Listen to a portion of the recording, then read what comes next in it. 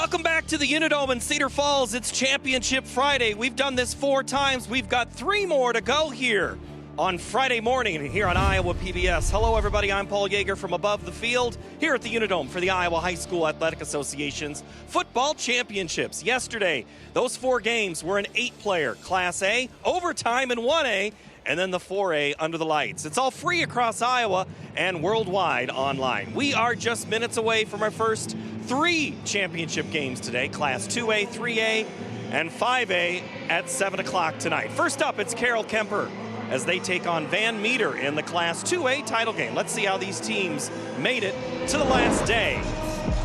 It's Osage Quinn Street. He finds Griffin Eulenhop in that 2A semifinal. Green Devils up 6-0. Then it's Christian Williams into the end zone. The 1,000-yard rusher on the season gets 2 more on that carry. 7-6, then it's Williams again. 14-6 Van Meter. Wilton and Kuemper Catholic. Eastern Iowa, Western Iowa in that one. That's Brock Bading finds Brayton Alford for a 9-yard score. Then it's Hayden Hill from 12 yards out. Then check out this screen. Bading to Van Nami 55 yards later, and it's a score for the Knights. Then it's Bading again.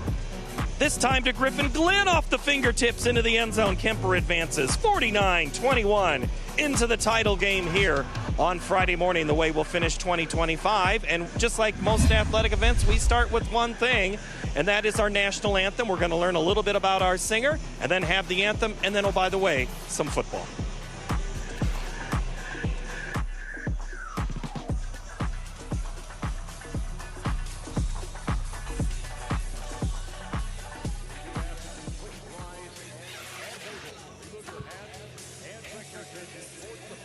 South end of the Unidome as we honor America with the playing of our national anthem. Peyton Reichs is a senior at Rockford. Growing up in the Rudd Rockford Marble Rock School District, she's enjoyed singing and even to this day considers it one of her passions. She plans to attend IHSAA to be a part of the music program and major in business administration. Here is Peyton Reichs with the singing of our national anthem.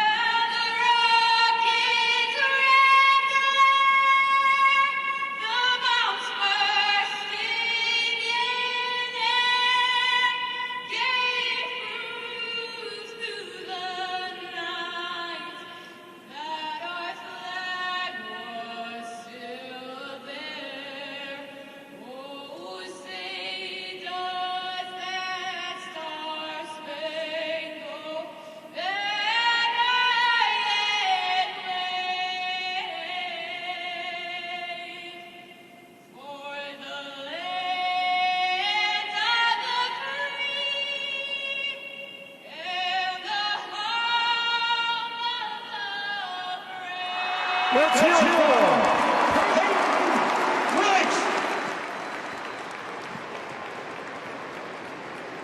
Great job there, as that's it.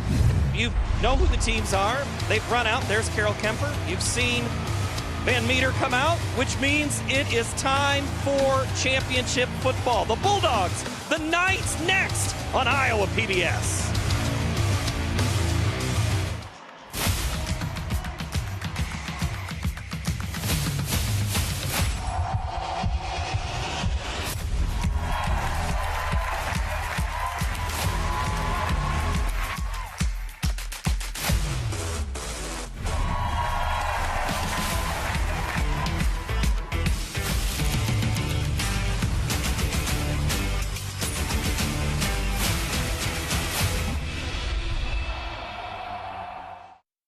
Funding provided by Banking in Iowa goes beyond transactions. Banks work to help people and small businesses succeed. And Iowa banks are committed to building confident banking relationships. Iowa Banks, your partner through it all. and by Fareway Meat and Grocery. For more than 80 years, Fareway has been proud to be an active part of the communities we serve. Learn more at fareway.com.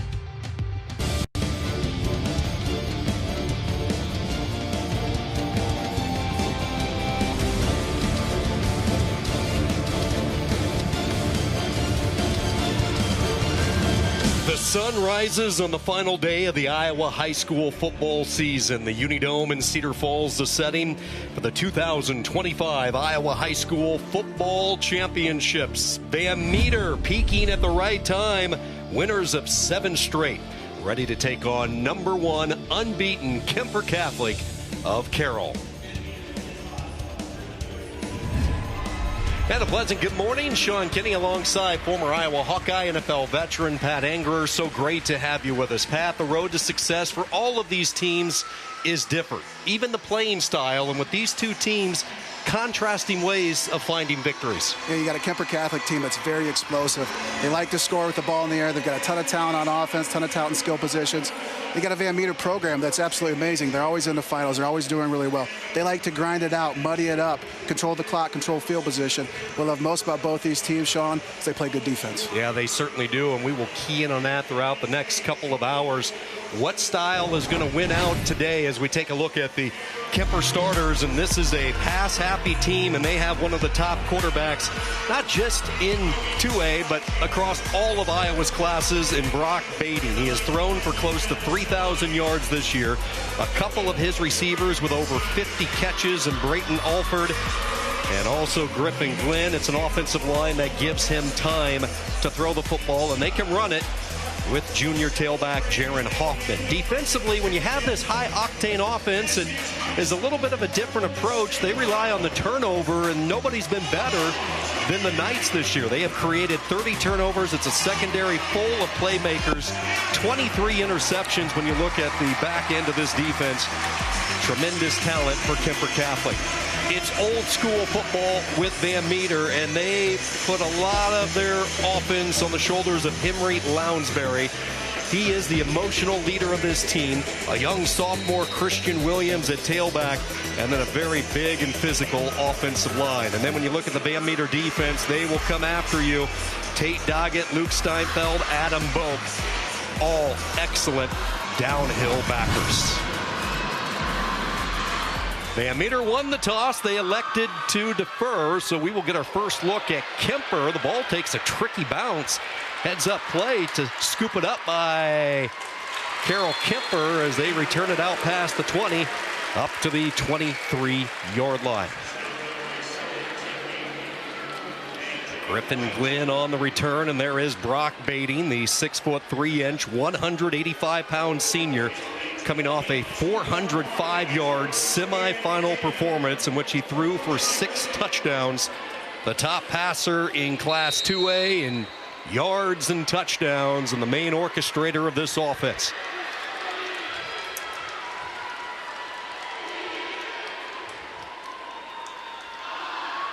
Kuemper opens up from the 22. They will try to get the ground game going up the middle over the A-gap from Jaron Hoffman as we take a look at today's impact players, Pat, starting with Bading for Kuemper. Yeah, Brock Bading, what more can you say about him? The guy's an absolute animal. He throws the ball around, he can run, he can do everything. Then you got Adam Blade. He's going to be a huge factor in this game, putting pressure on Brock Bading. And the only way to win this game is to put pressure on Brock. Blade plays a lot bigger than his weight. 175 pounds is how they list him. Carroll Kuemper, second straight carry for Hoffman over the right side as he surges up to the 30. You know, such an explosive offense. Obviously thinking they're going to come out and run and come out and pass in 2 runs right away.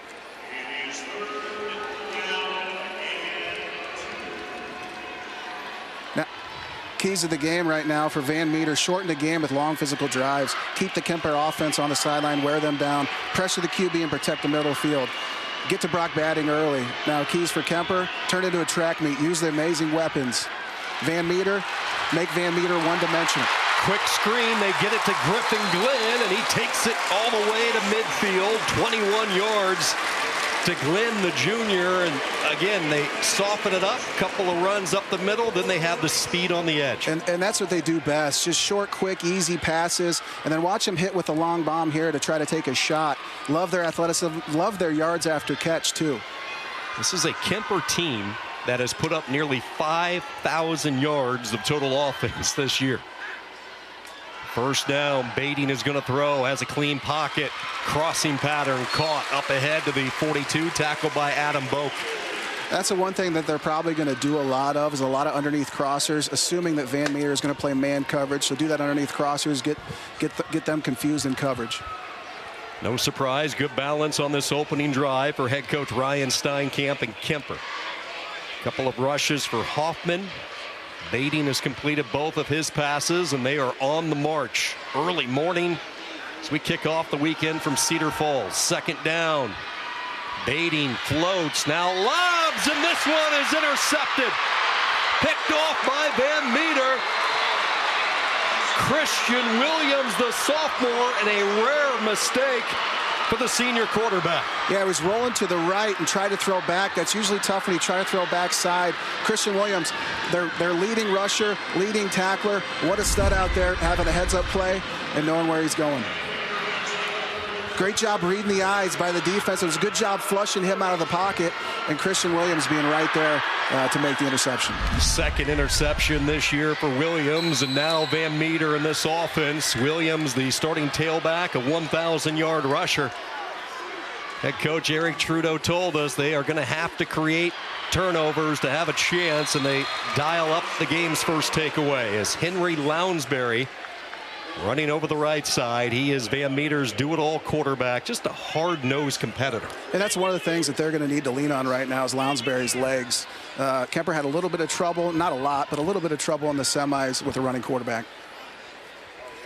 Lounsbury, a dual-threat quarterback, exceptional soccer player as well. Hey, soccer's a real sport. I'm a soccer stud. Don't tell anybody, all right? Are you a striker? Oh, yeah. I got tired, so I had to play striker. Second down, in motion. This is Blevins, and they're going to go that direction. They swing it out top. Watson makes one defender miss, and he takes it on to the Kuemper side to the 47. Van Meter with their first down. That was a great job. Just a quick, easy throw, getting confidence in the quarterback. It was a good block by the receivers. Allowed him to get upfield and make it a play.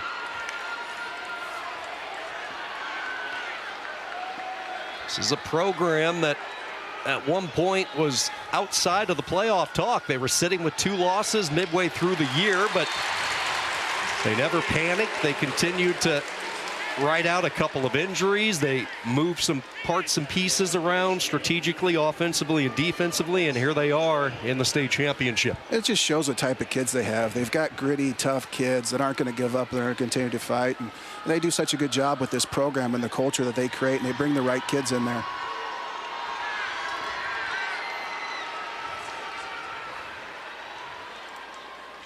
Second down, quarterback keeper, bouncing it wide to the 40, up ahead to the 35, 11 yards for Lounsbury. And if you're Van Meter, you could not have scripted a better start right now. 100%. You needed to get a turnover right off the bat. And, you know, Lounsbury is going to be huge with those legs. The guy can do it all. I'm sure he's heard a lot about how great, you know, the other quarterback is, and I'm sure he wants to prove himself tonight, and he's doing a really good job so far. Lounsbury has a future in college football. It's still undecided, and his position that he will play still undecided. He's thinking as a kicker or punter. He has a tremendous leg. But he runs this offense as he hands it off on the jet sweep. This is Watson, and he goes down. Just lost his footing as he got ready to make a cut. Yeah, sometimes that turf can get a little slippery. You're telling me. I fell down a lot. I think I made a living falling down on the turf. But it was a great job by the receivers of Van Meter blocking on the outside. They do such a good job of that. They're tough and they're physical. I recall a different version. I think you made a living making other guys fall down on the turf. Well, if they fell down on top of me, it still counted as a tackle. Second down and 8. 2 receivers left. Receiver comes split near side. They will hand the ball off. Gaping hole initially for Christian Williams as he cuts his way to the 28. That was a great job by the left guard in the center. You got Austin Croat and Noah Jones. Really good job up front, opening that hole for the running back. It's a big third down here. This would be really huge for the Van Meter offense.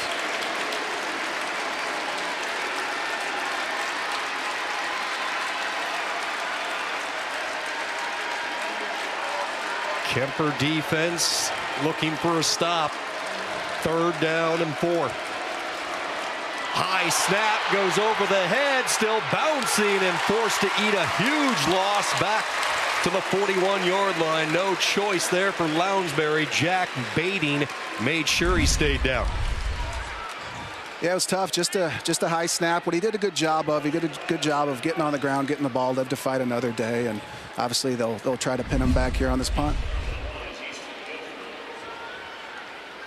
Gifford awaiting the punt. Talked about Lounsbury, one of the top punters, kickers in Class 2A. He will try to pin Kuemper Catholic deep.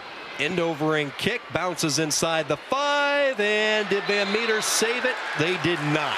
It crossed the plane for the touchback. Punt of 40 yards, a net of just 20, and Lounsbury very close. Yeah, really great effort. You know what I think is really special about Van Meter is that their quarterback's their punter. That's a dangerous thing to have from a defensive perspective, because you can run any play in your punt formation. We've seen them do that a couple of times as we watch the film, and Eric Trudeau always has been a creative coach throughout his time. 21st year on the sideline for Van Meter, the Simpson College graduate, 192 career wins. Second offensive series for Kuemper. Let's see how Bading bounces back. They will hand it off, and this time Van Meter had the hole completely plugged up. What a job by Cody Deemer, running down the line of scrimmage, making a play. What a lot of people don't know, he's a freshman. Big number 90 is a freshman. He's got 2 pick sixes this year. Not too often you see a body like that as a freshman slide into the starting role of a perennial power like Van Meter. Just speaks absolutely. volumes of the type of athlete he is. 100%. 2nd down and 10. Twin set each side for Bading. Straight drop. Pressure comes. Little jump pass. That was a lateral pass. And again, we see the turf monster come up. That's twice now in this first quarter. Hoffman slips, and Kuemper working behind the sticks. That was a great job by Andrew Boak, staying in coverage, keeping his eyes on his coverage, and coming downfield and making that tackle. Otherwise, it could have been tough. Sometimes when that ball sneaks out there, defense is usually in trouble.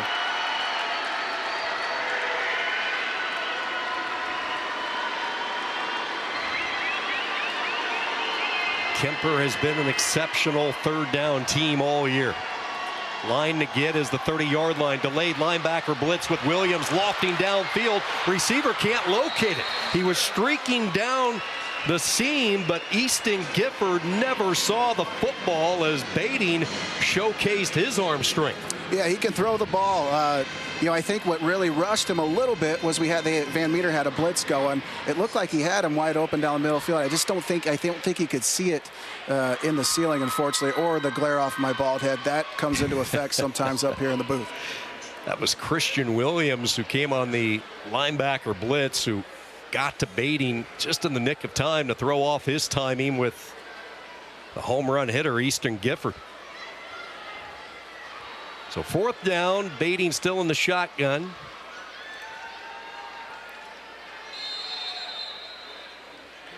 And we have a delay of game as the play clock expired. Number 12, 5-yard penalty, 4th down. So this is a situation, as you watch Kuemper throughout the year, they will keep Bading out there in the shotgun, just like you were talking about with Lounsbury, just to give the defense another extra pill to think about. Yeah, that little quick punt, it makes it tough on, do you send a guy back or do you not, right? Line drive kick. This one handled by Van Meter, and getting to the outside is Blevins. Good return. Blevins still on his feet. 24 yards on the return, and the Bulldogs terrific starting position. That was a great job by Blevins, selling it up the middle of the field and then getting to the outside. You know, it's tough on those short kicks because he catches it and there's probably maybe 15 or 20 yards before the defender, so he's able to get upfield and get outside very quickly.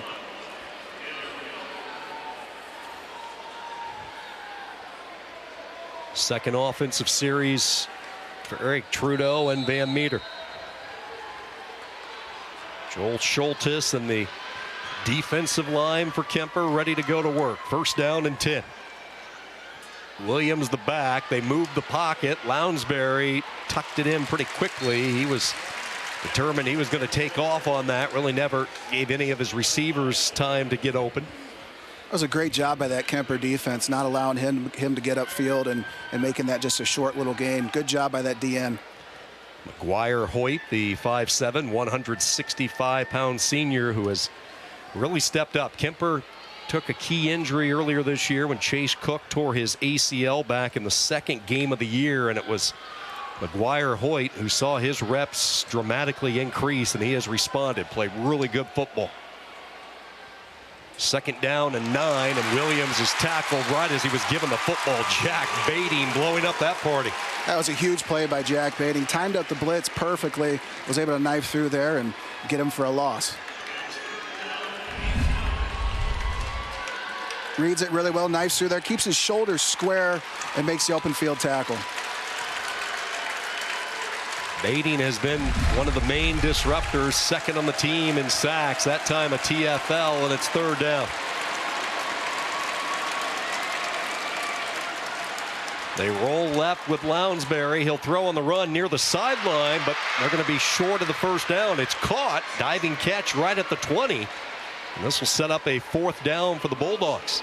That was a great job by Lounsbury, right-handed quarterback, sprinting out to his left, throwing the ball on the dime. Now, I think they probably called a stick route, trying to get to the sticks, but unfortunately he wasn't able to get there. But just a really good throw and catch. It was a good job by the Kuemper defense, not getting beat deep and covering everybody downfield. They are easily within the range of Lounsbury, but they are going to keep the offense out there. Eric Trudeau says, let's send an early statement. Heavy tight end package, 13 personnel, quarterback power, and Kuemper comes up with the stop. Charles Mayhall drilling Lounsbury, and a team known for their offense relying on their defense in this first quarter. 100%. They controlled the line of scrimmage right there. Everybody shot gaps. It was a great job by Charles Mayhall not missing that layup. Really good shot by him. You see him using his hands, getting upfield, hitting him with his chest, and 3 or 4 guys running the ball. Super impressive by that Kuemper defense. Yeah, a lot of defense in this game. Both these teams, we talk about offense. They knew you were in the booth, I love it. You got to believe Eric Trudeau is thinking, I need touchdowns, not field goals today over the course of this football game to beat Kuemper. 100%. You know, they're going to get some shots, and great play right there by Christian Williams. It seems like he just is all over the field, whether it's on offense or defense. Super impressed by him.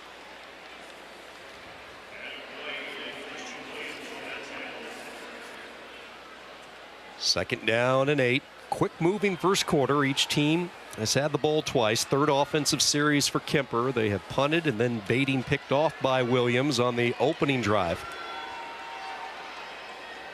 4-man front for Van Meter. They run a stunt on second down, and there was penetration right out of the bait that time by Keaton Menon. And he drove his offensive lineman 2 or 3 yards in the backfield. And you always want to teach these young D linemen to use your hands. Use your hands and shed blockers. And he does a really good job right there. Uses his hands and shedding the blocker and making a really good play. Menon, one of the players. There's a host of players for Van Meter that want to continue to play football once they graduate next spring. Still looking at his options. Third down and 10. They get rid of it quickly. Far side, Vanami with his first touch has some work to do and unable to get to the sticks. Lasso down at the 28 by Menon once again. Yeah, Menon's all over the field. It's a great job by Van Meter running the ball. Vanami, I didn't look like that was going to be much of a gain, and he almost got a first down there. Great effort by him. And this is where having that quick kick comes into handy. You don't know whether he's going to kick it or whether they're going to go for it on fourth down. Yeah, Van Meter keeps the safety up, so there is nobody back, and this ball might roll all the way back to Western Iowa. Hopping inside the 25, and Alford will try to give it a couple extra inches as he finally touches it, and it's a punt of 50 yards, and that is why head coach Ryan Steinkamp goes with this style of punt.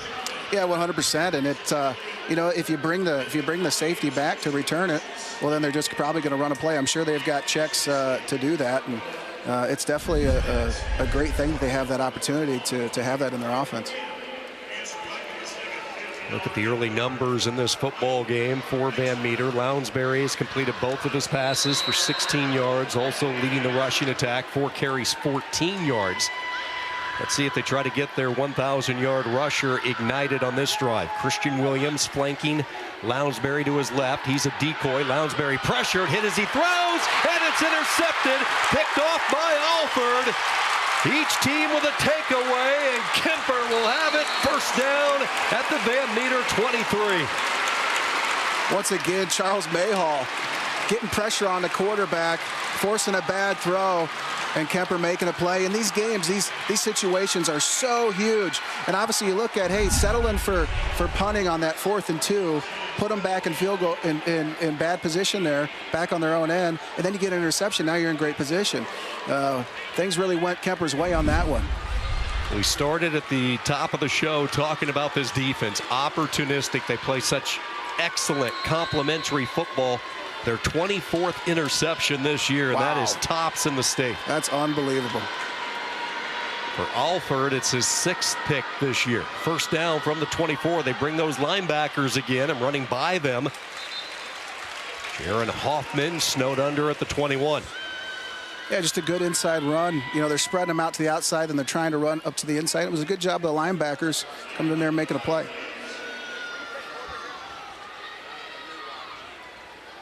See if Kuemper wants to run another play, if they're going to let this clock wind down. Looks like they say let's switch ends. And it's a stalemate after 12 minutes of football. First of 3 title games inside the Unidome. Class 2A, top-ranked Kuemper Catholic and Van Meter. Each team with a takeaway. Kuemper will have it deep in Van Meter territory when we come back. Bulldogs and Knights on a Friday from Cedar Falls.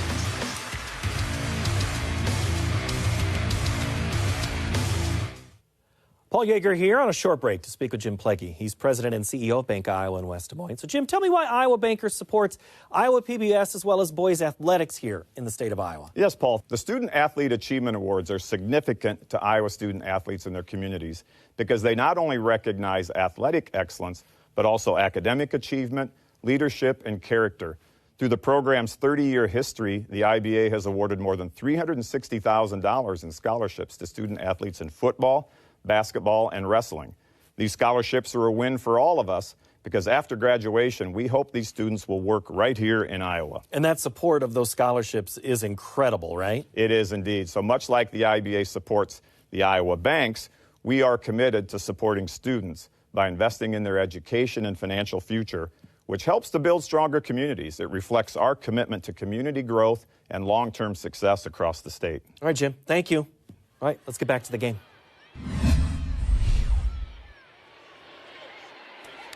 Every year at the Athletic Association Championships, the Iowa Bankers Association honors student athletes who excel on the field and in the classroom. Also in the communities with a Student Athlete Achievement Award and a $1,000 college scholarship. The 2025 winner for the Class 2A is Alex Wendt from PCM High School in Monroe. Presenting the award is Karen Steenhook from the Vision Bank in Mitchellville. Congratulations, Alex, and thank you to Karen and the Iowa Bankers Association for supporting this award.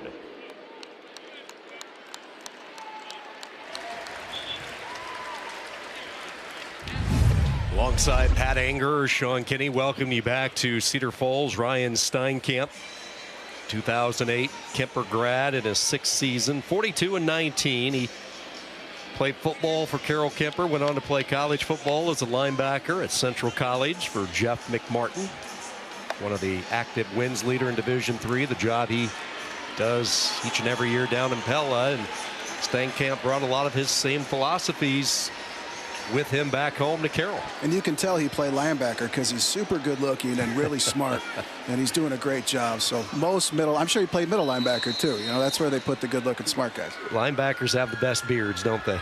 Yeah. Second down as we begin quarter number 2. Scoreless. Each team has coughed it up once. Brock Bading moving the pocket. Pressure comes. He will throw a strike. First down. That is a tough throw, and he put it right in the basket. That's a really tough throw and a tough catch. You know, I almost thought that he was running a wheel, but he ended up just staying to the outside and had a lot of pressure on him to make that tough throw and moving to his left. That shows a lot of arm strength by Brock. Another youngster for Kuemper and Ryan Lucas. 34th catch this year for the 6', 210-pound sophomore. Inside the red zone for the first time. Bading looks. He will loft it back of the end zone just beyond the outstretched arms. He was looking for Glenn. Yeah, almost like he was throwing up a jump ball there. Throwing up a jump ball there. Man, he got up really high. You want to talk about dunking the ball. I'm sure he doesn't have any problem doing that. But what maybe forced that high throw was the fact that Van Meter sent two guys and pressured him and forced him to throw it a little bit too high. Yeah, you mentioned the ups for Griffin Glenn. He's an excellent high jumper, and he nearly showcased that skill set on that last play. 2nd down and 10. Bading flushed, throws on the run near side, but this one falls incomplete. Looking for Lucas again. Yeah, just an out route. Good job by the Van Meter back end, covering everybody up. Tate Doggett, linebacker, doing a really good job, forcing him to the only way he could catch that ball is if he was out of bounds. What do you like here, Pat, if you're Kuemper? If I'm Kuemper, I'm sending pressure, forcing that quick throw, sending pressure, but obviously it's a little bit dangerous sending pressure here because they've got such a talented receiving corps. Couple of receivers with over 50 catches this season, another who has over 40, and then a 4th receiver in Lucas who has over 30. Pick your poison with all the weapons. They dump it underneath, making the catch at the 10, staying on his feet to the 5. Touchdown! Charles Mayhall, 14 yards. Kuemper on the board.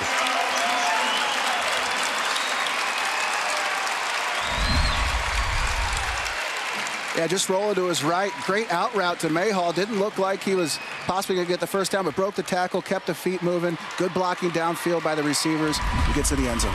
So we talk about all the weapons. You have Alford, you have Glenn, you have Vanami, you have Lucas, and then you have Charles Mayhall with his 3rd catch of the season. Right. Super impressive to have. And Mayhall, you know, had to force that interception earlier in the game.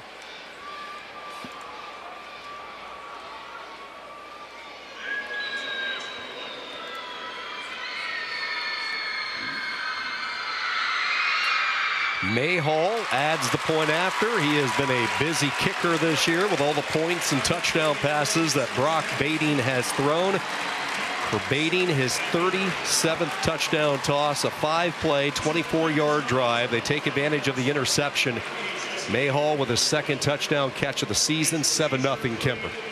Yeah, and you're looking at here is if you're Van Meter, you're looking at, hey, we need to put together a long drive. We need to do what we do best. We need to grind it out. You don't want this thing to start turning into a track meet.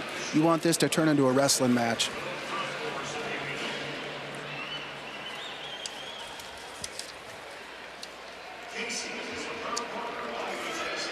Yeah, you hit it on the button when you look at number 15 there, Charles Mayhall. Pretty much responsible for that last touchdown. He set it up with the big hit that forced the interception, and then he takes care of business, getting lost in the secondary, scoring the touchdown, and then he even adds the point after for good measure.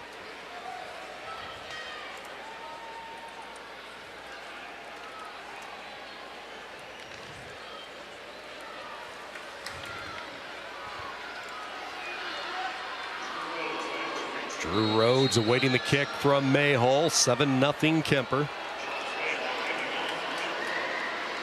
Top scoring offense in the state, finding the end zone for the first time. Short kick from the 10. Out past the 20 to the 26-yard line.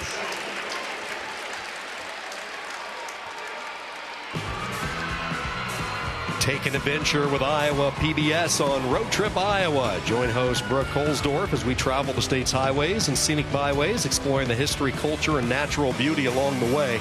Road Trip Iowa, Wednesdays at 6:30 p.m., Saturdays at 9 a.m. on Iowa PBS, or stream online anytime.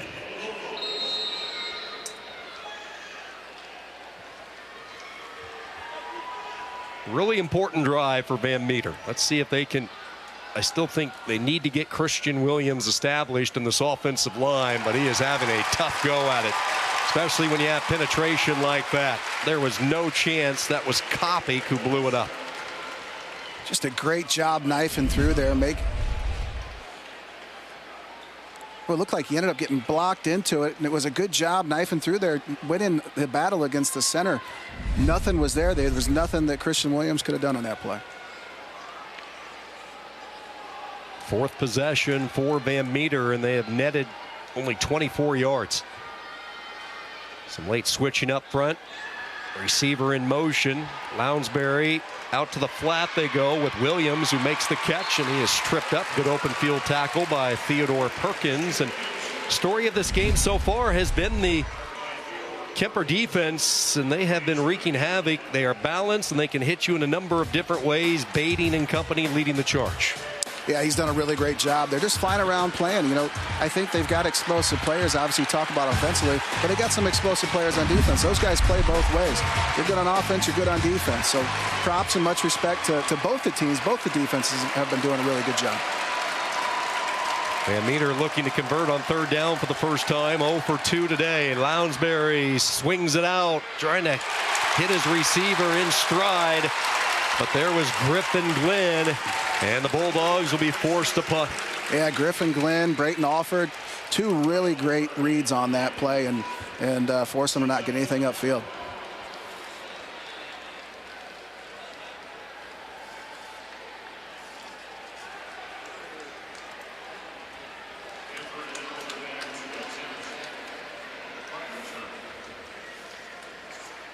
Taylon Alford as they come after it, and they get to the punter, but it was tipped. The ball was partially blocked, so you're allowed to have contact with the punter. Turns out to be a 37-yard punt, but Kuemper fortunate they got a piece of it with Tajin Speltz. That was a great job by Lounsbury, actually just getting the ball off even, and two, keeping his knee off the ground as well. I thought that was going to be way worse, but he did a good job getting it off. Kopic, I believe, was the one who got a hand on it, partially blocked it. It's an impressive rush by him. If you can put pressure on the punter, that makes it a real dangerous game.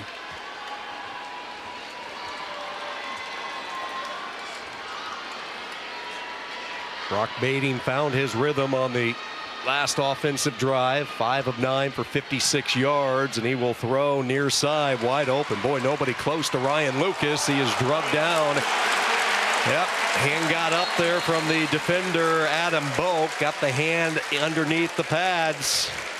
There'll be a first down and then some more additional yards tacked on.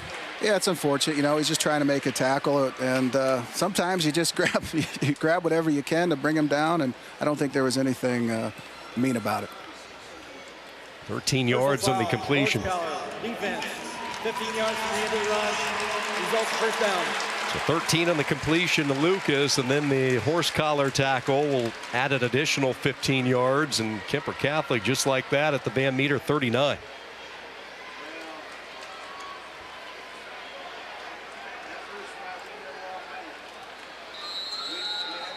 What's interesting, Pat, when you look at Kuemper in the areas of the field they are attacking, it's the wide side and the short throws right now. Yep, they've got those skill guys. They want to put their talent and their speed in with a lot of space.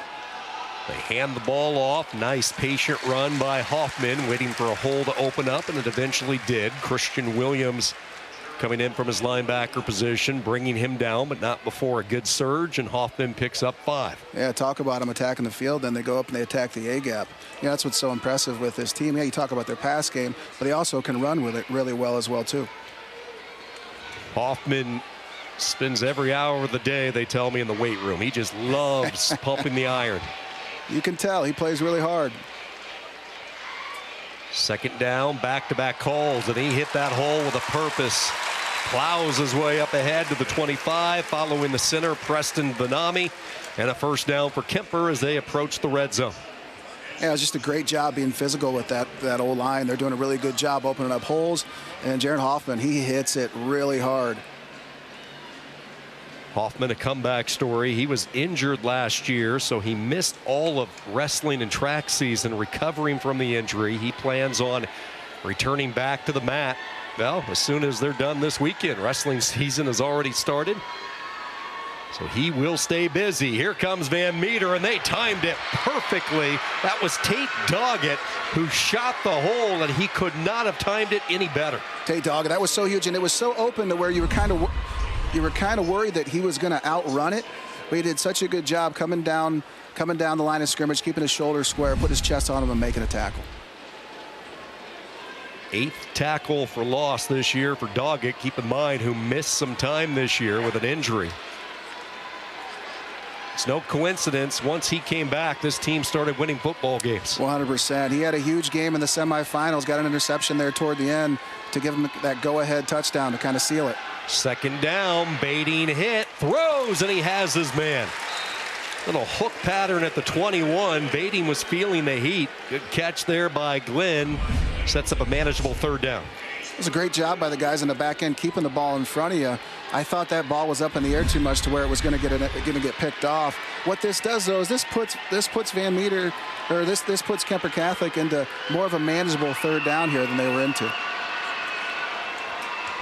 Kuemper right at 50% in this first half, 2 of 4 on third downs. One thing Van Meter is doing is they're making him methodically work it down the field as Van Meter uses a timeout. Timeout. Van Meter, their first of the half.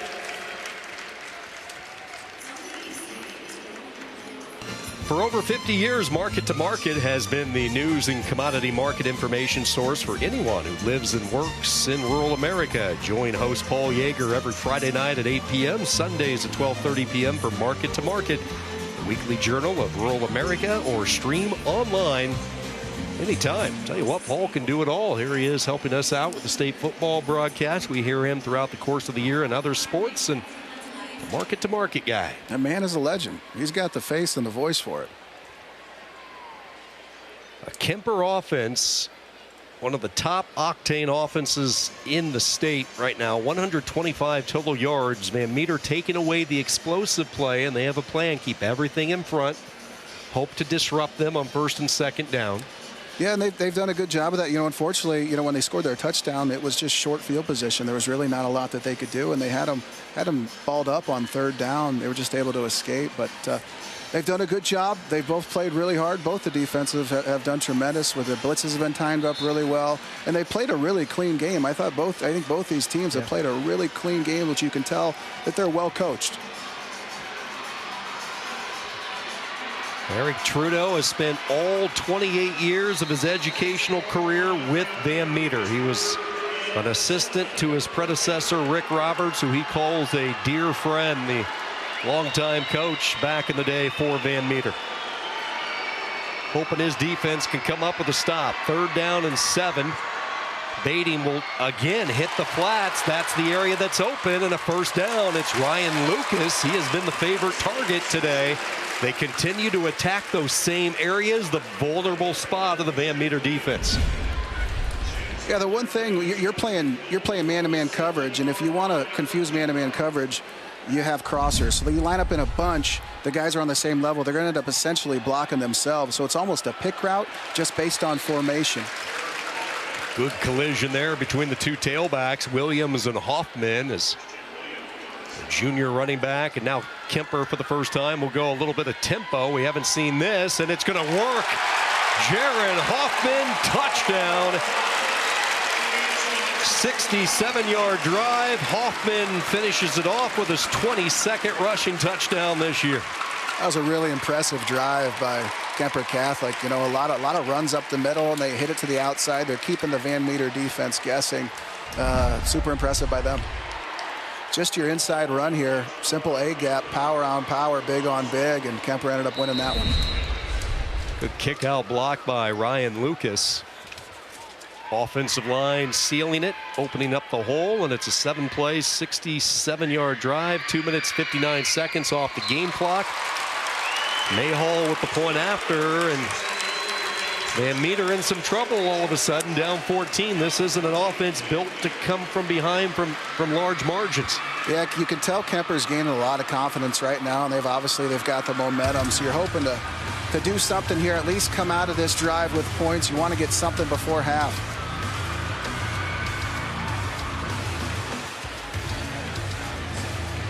Stay connected with Iowa PBS Sports no matter where you're watching from. Join the conversation. Follow us on Facebook and X and use hashtag Iowa PBS Sports to enjoy the championships with all the fans across the state.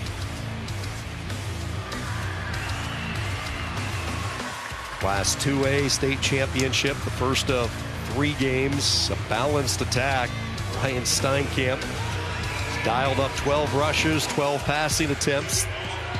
They've scored on their last 2 possessions, and some of the flow that they had throughout the course of the year. An unblemished season. They have stayed perfect throughout the year, and this was the season they were pointing to a couple of years ago. They knew they had the parts and the pieces to really make a deep run. Yeah, and like Coach said, and all these coaches that we talked about, they said we've got very coachable kids that bought in, they're self-motivated, and Coach talked about Kuemper being the same way. Very, 2 players colliding, ball loose. It's picked up and making the most of it. Pretty good job here by Blevins to get positive yards as he returns it to the 24. Check that. That's Drew Rhodes, excuse me. He collided with Blevins and near disaster for Van Meter. You know, it's interesting. Sometimes when that happens, people collide or the ball gets dropped a little bit on a return. Everybody on the kickoff coverage team kind of eases up a little bit. And you kind of saw it there. We were able to at least gain something out of nothing and get to the 25. What's the key here? I mean, Pat, you've been on sidelines where things aren't going your way. How do you regroup the troops and get them back focused? Well, you keep playing. You got to keep playing. And you got to understand, hey, we do our job, we'll be just fine. Hole opens up and shooting through, and that's one way to get it done. Use direction and change of direction as a decoy there, and then you hit the quick hitter over the quarterback right side for close to a first down, 9 yards. And that's what they do a really good job of with that motion and getting Lounsbury the ball. And you want to talk about this team overcoming adversity. You know, they had 2 losses by week 5. You know, this team is now here in the state finals, so much respect to them. These kids know how to fight, and they know how to keep moving. Second down and short. They will go right back with the keeper. This time he's tripped up by Lucas Deal. What a great play by Lucas Deal, especially having a big boy at D tackle, be able to make a play on the outside off tackle, chase down the quarterback. Super impressive. Lucas Deal is your type of guy. He set a USA weightlifting record earlier this year in the national championships. He earned the title at the U17 national championships with a new American record in the clean and jerk at 372 pounds. He is a load. Wow. Van Meter will move the pile. Quarterback keeper. And a first down for the Bulldogs up to the 37-yard line. That is their first third down conversion today. Yeah, it came at good time. They're moving the ball here, getting a first down. That's huge for them. Should be huge confidence, and it's been behind Lounsbury's legs. He's done a good job extending plays and getting the ball downfield. They pitch it to Williams, running to the boundary side, runs into the back of one of his blockers, and he makes the most of really minimal real estate up ahead to the 43. Yeah, definitely want to get Williams going here more. Want to be in the positions too. We got to get ahead on first and second down so they can be in positions to score. And what an awesome job by the Kuemper defense, just running to the ball, playing extremely hard, flying around, keeping it in front of you. They are very vicious and violent. Super impressed by them.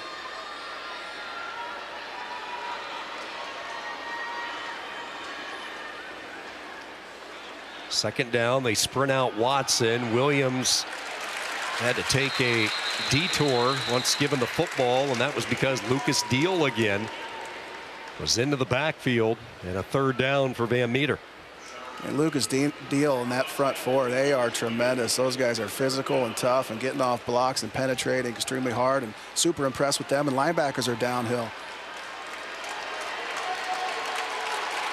The American record holder for U17, 372 pounds, snatching clean.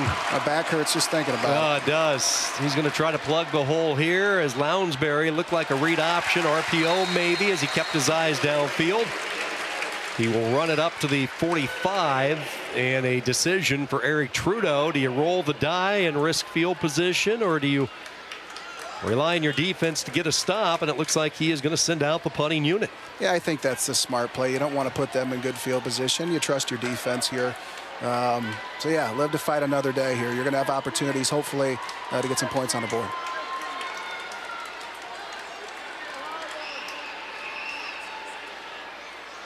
Lounsbury, and it's a fake. They snap it to the up back, and Kuemper was ready. They snap it directly to Williams. Trudeau rolling the die with special teams trickery, and Kuemper says, nuh-uh, not on our watch. Wow, yeah, trying to find ways to get Williams the ball. You know, I get it, and trying to get him off heel. It's tough to defend, and it looked like there was a hole that opened up really well, and the Kuemper punt return team did a good job coming downhill and filling that hole and stopping them on 4th down. Well, be ready now. Oftentimes you will see after a quick change of possession, you take a shot downfield, and you have the top quarterback in 2A. 1st down and 10. Change of possession at the 46. Nope, they're going to stay strict with this quick passing game, and it's working. 39-yard line. It's a gain of 7 to Vanami. And Vanami is just such a good athletic player. I don't think he goes down without making 3 or 4 moves, it seems like, and he can gain 1 or 2 yards out of really nothing. And that was just a good route by him, getting to the sticks, coming back, making a play, and getting pretty close to the 1st down. The Vanami brothers, both Preston and Braxton, a familiar name for many, not just in Western Iowa. Yeah, we got a good Vanami at Iowa. Good tight end player. Really impressed by watching him play. 2nd down, Bading under duress, and he is forced to throw it away. He was wrapped up by Steinfeld, and a really smart play. Steinfeld had him, looked like he might slam him, but he backed off at the last second. Yeah, it was a good. It's hard to back off. Trust me. I've done some unfortunately illegal things back in the day. You know, when you can't lay off a quarterback, once you get your hands on him, it's hard to let go. But it was a super impressive job by him, not doing anything illegal. You played in an era when they let you have some fun with quarterbacks. Yeah. And it's funny because even the era before us, they would call the era we played soft. So it just continues to. So true. 3rd down and 3 as we approach 2 minutes to go in this 1st half, and we have a stoppage. I think there was some movement. Ball start. Offense number 1. 5-yard penalty. Still 3rd down. Alford not quite getting set, the receiver for Kuemper. Penalty will push it back to the 45. Yeah, that's tough. You know, they were in a pretty manageable 3rd and short. Now they've kind of got a tough little distance to go through.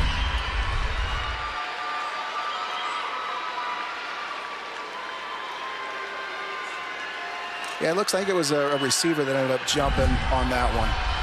2nd penalty of the 1st half for Ryan Steinkamp's squad. 3rd down and 8. Van Meter needs a stop here. Bading looking deep, looking for Alford just beyond the streaking senior as he had a step on the defender. Bading frustrated, he missed the opportunity, and that's a huge stop for the Bulldog defense. Yeah, Holden Buse, they ran a wheel route, and it was a really good job by him staying with that, keeping your hands on him, making sure there was really nowhere for him to catch the ball. We say they have come up with a stop, but again, with Bading, he is going to read how Van Meter's going to play it. This time the Bulldogs have sent a return man back at the 10, so Bading looking over a 10-man defense in essence right now. 4th down, and he will pooch kick it, but we have a whistle and I believe a timeout taken by Kuemper. Timeout. Kuemper Catholic. Their 1st of the half. Steinkamp wanted to take a look at it, and he uses the timeout. From artists and dreamers to everyday Iowans with inspiring stories, explore what makes our state shine on Iowa Life. Join host Charity Nebb Tuesdays at 6:30, Sundays at 10:30 a.m. on Iowa PBS, or stream online anytime.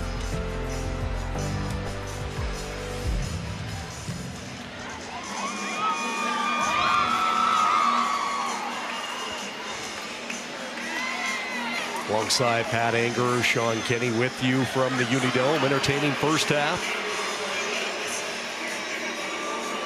Baiting with a touchdown pass. Hoffman has a touchdown run.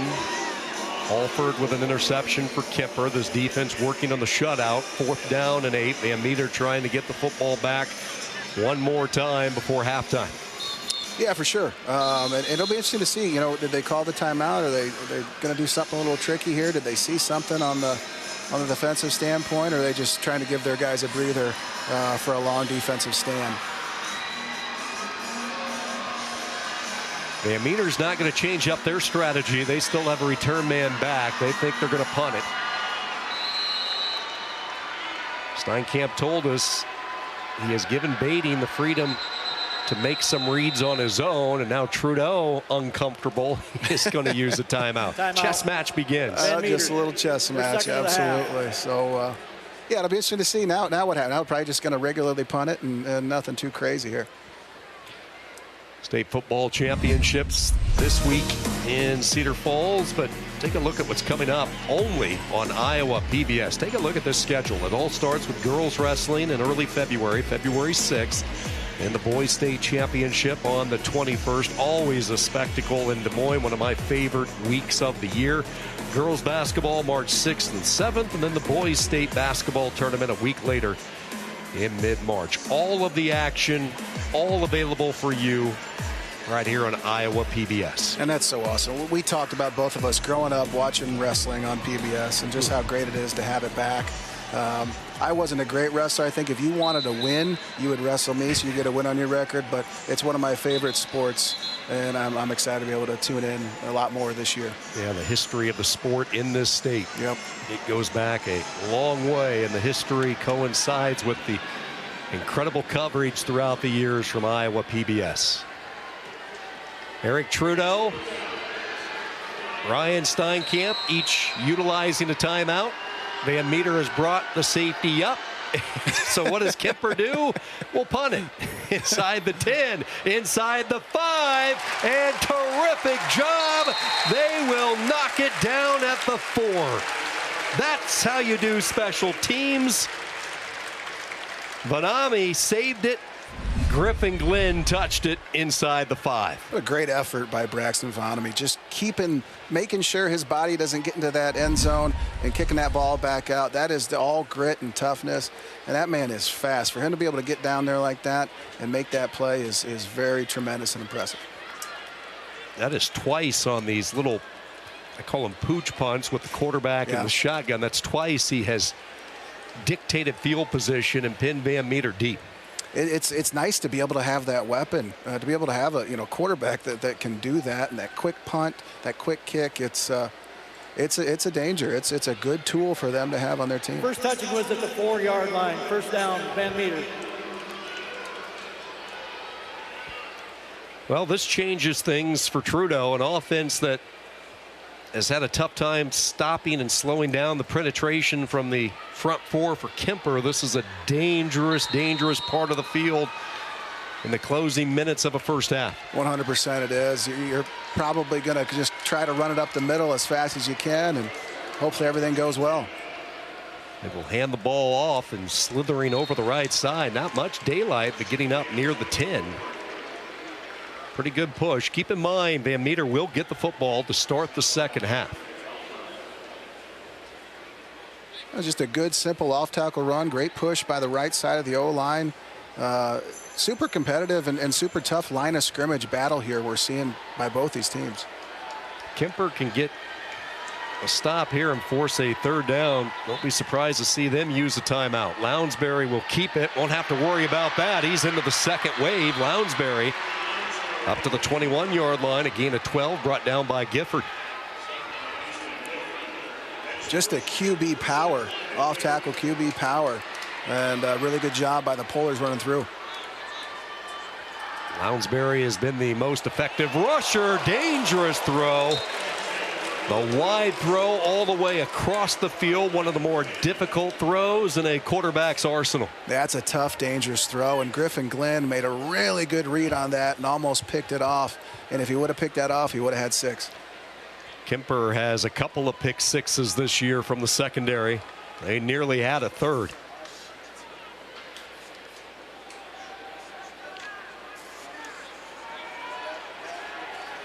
Second down from the 22-yard line. They go bunch formation to the right. Lounsbury over the weak side takes it to the 28. Good one-on-one tackle made by the Kuemper defender and Jack Beatty. Yeah, another quarterback power right there. They seem to be coming back to that play. We'll see what they're setting up off of that. And now Kuemper is going to use the timeout. Timeout. Kuemper Catholic, their second of the half. So they will have one remaining. And I brought it up on the couple of plays prior, thinking that, okay, if we get baiting the football one more time, we have a good field goal kicker. Let's try to get a few more points. So they're thinking their defense can come up with a stop here. Yeah. I mean, it's I love the aggressiveness. I love the call. Hey, it gives your kids confidence too. Like, hey, we're playing, we're going to get the ball back. We want to score. For them to think that, for the kids to think that is super impressive. And it's good leadership by their coach. Well, hopefully you took today off work, because we have a great schedule coming up for you throughout the course of the day, and then we close it all out later tonight. 3 more state champions to be crowned here inside the Unidome.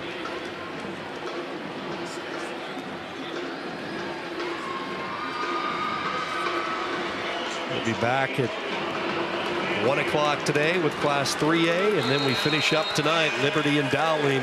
Primetime football Friday night from the Dome. 3rd down and 4. Shotgun Williams to his left. It's a design draw all the way. Lounsbury scooting outside, and he will pick up the first down. Then he lost the football. It was punched from the backside. Mayhall, Johnny on the spot after Perkins popped it out.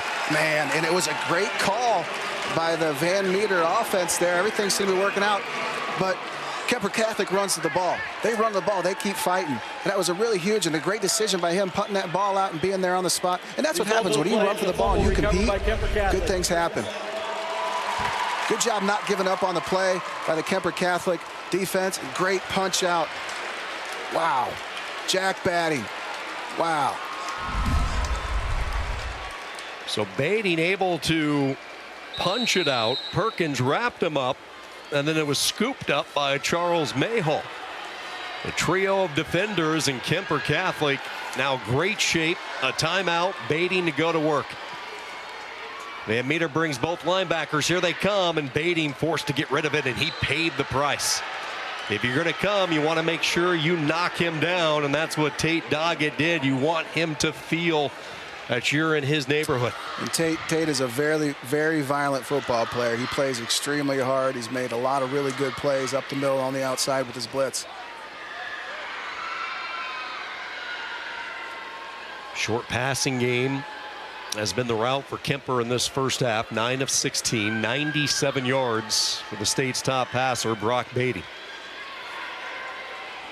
2 receivers left. Vanami split at the bottom of the screen. Lucas goes in motion right to left. Beatty wants that throwback. He's looking for Vanami. Has a step, and Beatty missed him. Vanami was waving his arm. He knew he had the inside position, and that is a throw Brock Beatty does not miss too often. No, not at all. Just overthrew him just a little bit. It might have been he had a little bit of pressure from the D-back here, and yeah, they had him. It was a good win for the Van Meter defense, because that was probably 6.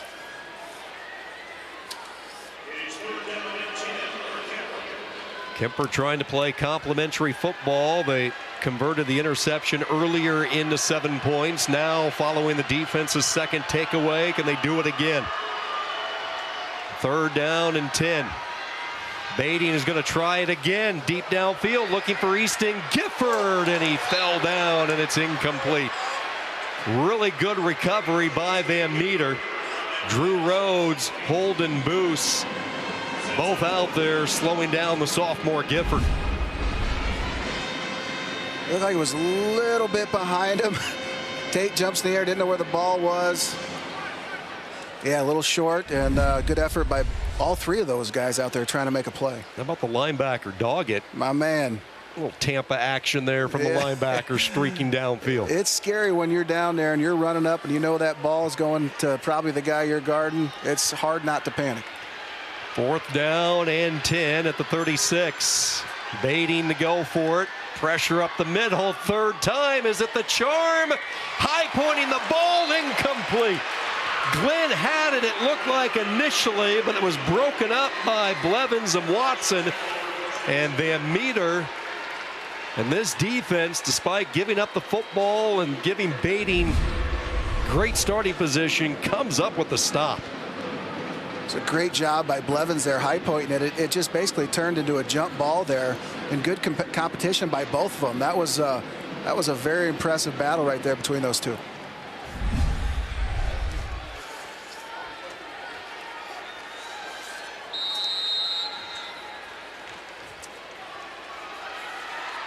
.22 seconds. Van Meter with a timeout. Lounsbury, their kicker, his longest this year, 38 yards. Lounsbury, boy, he took a big shot, puts it up, and there will be a flag. Man, did Lounsbury pay the price. He was decked, but to his credit, he hung in there. And the interference call coming. Yeah, takes a shot right there. 15-yard penalty, results in first down. And then Dylan Shuck, you know, it's hard. It's hard not to panic when the ball's going to the guy you got. He was in good coverage, and he was reading his eyes and thought the ball was there a little bit sooner than it was.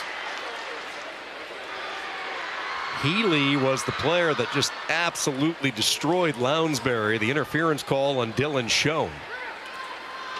Officials will mark it off. Keep in mind the Bulldogs still with a timeout, so this will stop the clock, obviously. Yardage being marked off, and Van Meter will cross on to the Kuemper side at the 49. You would think that the line to get if you're Van Meter, just to give Lounsbury a chance anywhere from the 25 to 30-yard line. He has a strong leg. Lounsbury on a play fake will loft it deep, looking for Rhodes, and it falls incomplete.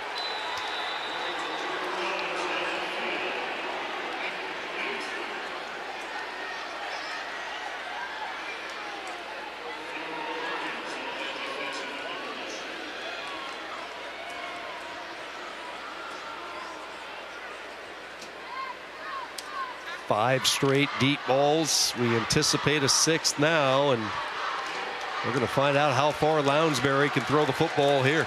Yes, we are. Pressure comes. Oh, they're going to dump it off underneath to Williams, trying to get out of bounds. Clock running, and he will step out with a 2nd to go.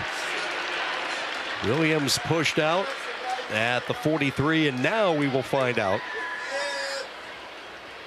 The old Hail Mary play coming up, and Van Meter can steal one late in this first half. Yeah, you know, it's funny. You know, that screen, I did not think they were going to run a screen there, and it set them up in a pretty good position. Probably put them in obviously a little bit better position than what they were in. It'll be interesting to see what they run here coming out. It was a scoreless game after the first 12 minutes. Kuemper has scored 14 in this second quarter. Mayhall a 14-yard touchdown reception. Hoffman a 7-yard touchdown run. That has been the offense for Kuemper. They have forced a couple of turnovers in this first half. Van Meter fans making their way from Interstate 80 up north to Cedar Falls. Such a great high school tradition, success in all the sports throughout the years, and it's a school district that continues to get bigger and bigger. Yeah, they've got a tremendous culture there. It's you know, they're always having success, always one of the top teams in the state in every sport, and super impressed with them. And you know, it's no surprise when you talk to their coach and you see just what a great leader he is. Program back into the finals for the 7th time since 2017. That's how good they have been. All right, final play of this first half, barring a defensive penalty. 3rd down, a 2nd to go. Lounsbury pressure up the middle, and he never had time to uncork it. Kuemper Catholic made sure of that. It's their big guy, Lucas Deal, with the sack. His That's the end of the 12th first half. sack of the year, and he has been a disruptor today. Baiting the touchdown pass to Mayhall after a slow start for this offense. Kuemper found their groove, 14-0 at the intermission. Hello, I'm Andrew Bott, Executive Director and General Manager of Iowa PBS. We are your home for boys and girls high school sports championships. Our statewide network is the only local television broadcast available in all 99 counties of Iowa. And our public service mission ensures every Iowan can watch your team compete for a state championship, on air or online.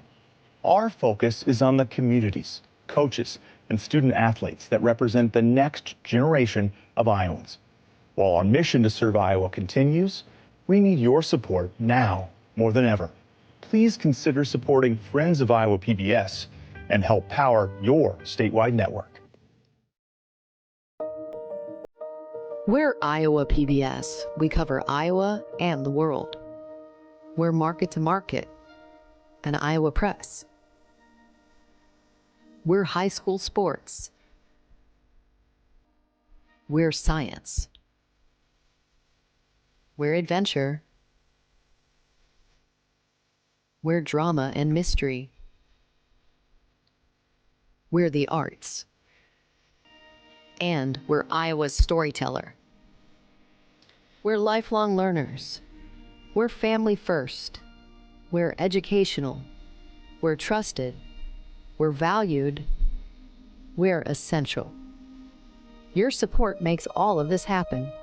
Give today at iowapbs.org/donate. You're watching Statewide Iowa PBS.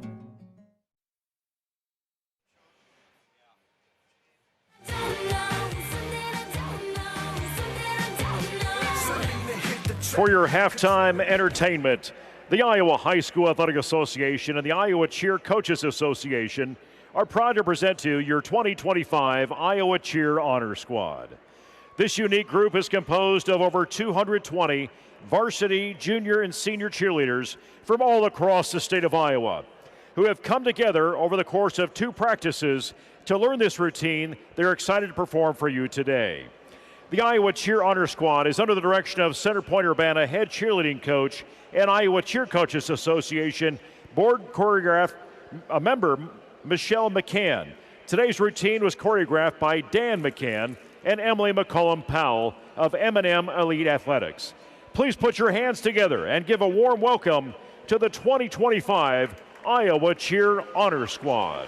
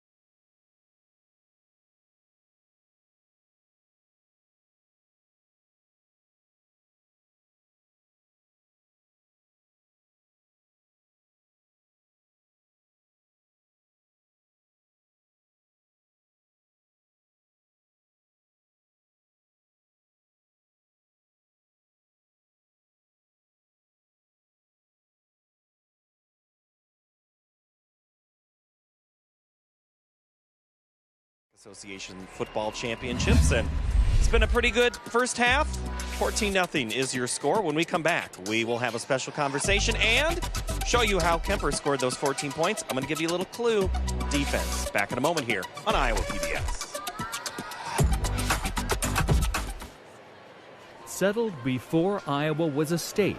Interview highlights, interview. Tale of community, culture, and trade along the banks of the Mississippi River. A variety of architectural movements are preserved in Davenport in structures designed for civic and commercial life. Join Iowa PBS as we explore the arts and the architecture within the historic buildings of Iowa, Davenport. Coming to Iowa PBS, December 2nd. On the next Road Trip Iowa. It's an important piece of history for our community. We explore the southern stretch of Iowa's Jefferson Highway. This is one of the perks of the job for sure. This span of countryside offers unique attractions with soaring and shining views of our state. Saturday at 9 a.m. Coming up on the next episode of Iowa Life, Caleb Wise grows creativity and tradition. Carlos Oliva becomes the Guatemalan dragon. And Midwest Pets for Life helps Iowans keep their pets close. It breaks my heart to think they'd have to give it up. All that and more on the next Iowa Life. Sunday at 10:30 on Iowa PBS. Such a meaningful part of Iowa PBS is the coverage of unique Iowa events. And part of that is our high schools and our kids' programs, whether it's athletics or otherwise. The state fair coverage, that's such a part of the fabric of Iowa. And I think just the programming that covers things meaningful to our people in our state. Donate today and support Iowa PBS. Here, Kuemper of Carroll leads Van Meter of the Western Metro area. 14-0 here at halftime. Van Meter fans enjoying it. Carroll Kuemper fans enjoying it. So is Tom Keating, Executive Director of the Iowa High School Athletic Association. So you can't pick a favorite child, but what is special about the football championships? Well, you know, I think it's such a community experience that you know, the crowds, just the culture of it is really, it brings a great deal of excitement here. And it's historic to be inside this venue. The Unidome is special. You see it on all the T-shirts. March to the Dome. Right. So it's a partnership here with Northern Iowa. Let's walk through that a little bit. Oh, absolutely. And you know, we really appreciate the hospitality not only of the folks at UNI, but the Cedar Valley. You know, we've been here for 50 years, and over that time there's been over 700 games played, 70,000 athletes have come through here, and about 3 million fans over the course of those 50 years. So it's an exciting place to be, and it's you know, it's part of it's woven into the tradition of our football program. I believe it was somewhere in the 84 to 85 range that these championships were last on public television. Here we are, we're back with you. New era for us, a new era for you. How's it going so far? You know, I think it's going great, and we appreciate the partnership with you folks. And, you know, I want to give a shout out to Chris Cuellar, our communications director, and his assistant director, Colby Burt. They have done some serious heavy lifting here since we got our media rights back, and for them to be able to partner with Iowa PBS has been a blessing. And, you know, the early returns are just terrific, so we're excited. One thing is it can go worldwide, and last week with the semifinals, having them streamed, this week streaming wherever you can watch. What's it like to have maybe an old Xavier parent or family member reach out to you last night, or a Kuemper person today who can watch this from somewhere else? How has that changed how you think about what you put on the field here that can be seen around the world? The thing I really like is that we can pull it all together now that we have the media rights, that we can make the in-venue experience sync with the television and streaming experience, and we're very cognizant of that. We're learning a lot about it, and Chris and his staff have done a wonderful job of that. All right, one last thing here about the kids. You know how it is on the field. It gets a little crazy. You might get tackled when you're trying to hand out a trophy or get run over while you're trying to grab an interview. But those kids want the hat. They want that experience. Does that ever get old for you? Absolutely not. I mean, this is what we're built for, right? And what gives us great joy is to watch the joy in the faces of the kids who get a chance to compete at this level. And, you know, whether they win or lose, and I know the kids that don't win it are disappointed, but when they reflect on it, they'll understand just how special it was. But for us to watch them come out of that tunnel and come out of that garage and get so excited about being here, that's what really brings us the greatest joy. It is joy, and it is tough to watch. Like, you think of the end of that Regina game yesterday, and you could just see the tears from some of those kids. That you always have to tell them enjoy the day, right? Because someone does have to lose, but you got to play on that final day. That's kind of fun too. That it's hard to think about that in the moment. A little bit, but it's, you know, I think it just shows you cared, right? I mean, if it didn't disappoint you, then it really didn't mean anything. So as much as it hurts at the moment, they'll realize later on that it still meant a lot. Well, it's good to have you here. Thank you so much, Tom. Good to see you. Thank you. All right, pleasure to be here. Tom Keating, Executive Director of the Iowa High School Athletic Association. It's 14-0 here at the break. When we come back, we'll take a look at those first half highlights and get you ready for half number 2 from Cedar Falls in the Unidome. This is Iowa PBS. Iowa PBS has been a part of my life as long as I've been watching TV. Our 2 daughters were raised on Sesame Street and Mr. Rogers, and our granddaughter loves Daniel Tiger. Iowa PBS's programming has something for everyone, and I feel fortunate to be a member and have the benefit of watching a great show with Passport whenever I want. Make your year-end gift by December 31st. Donate today and help inspire Iowans all year long. Find your favorite programs this fall on Iowa PBS. Enjoy world-class musical performances. Go behind the scenes of fan-favorite cooking shows and learn the stories of iconic PBS hosts. Programs like these are made possible by the support of viewers like you. Donate now or increase your gift to ensure these beloved programs continue bringing joy and inspiration to Iowa viewers.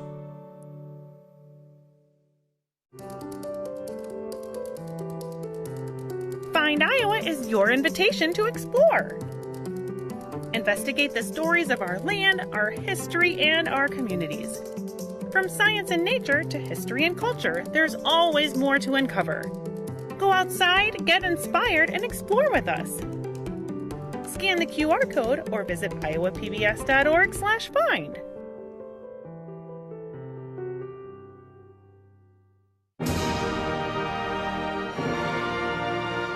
Every year, Iowa's finest high school musicians gather in Ames for the Iowa All-State Music Festival. Makes me want to sing, makes me want to shout. I can tell the world what I'm talking about. Enjoy incredible performances from the 2025 All-State Band, Chorus, and Orchestra in Hilton Coliseum. 2025 All-State Music Festival, Thanksgiving Day on Iowa PBS. We're Iowa PBS. We cover Iowa and the world. We're market to market, an Iowa press. We're high school sports. We're science. We're adventure. We're drama and mystery. We're the arts. And we're Iowa's storyteller. We're lifelong learners. We're family first. We're educational. We're trusted. We're valued. We're essential. Your support makes all of this happen. Give today at iowapbs.org/donate. You're watching Statewide Iowa PBS. Kuemper leads Van Meter 14-0 as you see the boys in red on the far side, and right underneath that score bug, Van Meter warming up here as we get ready for half number 2. But first, let's tell you a little bit more about half number 1. Paul Yeager here with you here at the Unidome in Cedar Falls. Part of our coverage is we like to show you what happened. So let's show you what happened in the first half. And let me tell you, defense has been key in this contest. Early on, big hits by Kuemper. There is a huge one right off the bat, and then Christian Williams is wrapped up again And then this, Pat and Sean called it perfectly. He was reaching for the extra and then the punch out right there. Now let's show you some of the offense. Brock Beatty finds Charles Mayhall, and then it's the run underneath to Jaron Hoffman. That was a quick tempo touchdown, and those are your 2 scores, 14-0 with a lot of defense. Kuemper a little bit ahead there on that total offense. Time of possession pretty even, but Van Meter's been holding on the ball a little bit more. They're just trying to get some first downs. Pretty even there, but still a long way to go in this one. The passing yardage is kind of where that difference is in that contest here. So 4 down, 3 to go here today. We're in game 1 of 3. When we come back, we'll go up to the pride of Council Bluffs, St. Albert, and Bettendorf. That is also known as Sean Kenny and Pat Angerer. When we come back here at halftime. Coming up on the next episode of Iowa Life, Caleb Wise grows creativity and tradition. Carlos Oliva becomes the Guatemalan dragon. And Midwest Pets for Life helps Iowans keep their pets close. It breaks my heart to think they'd have to give it up. All that and more on the next Iowa Life. Sunday at 10:30 on Iowa PBS. Funding provided by Banking in Iowa goes beyond transactions. Banks work to help people and small businesses succeed. And Iowa banks are committed to building confident banking relationships. Iowa Banks, your partner through it all. And by Fareway Meat and Grocery. For more than 80 years, Fareway has been proud to be an active part of the communities we serve. Learn more at fareway.com.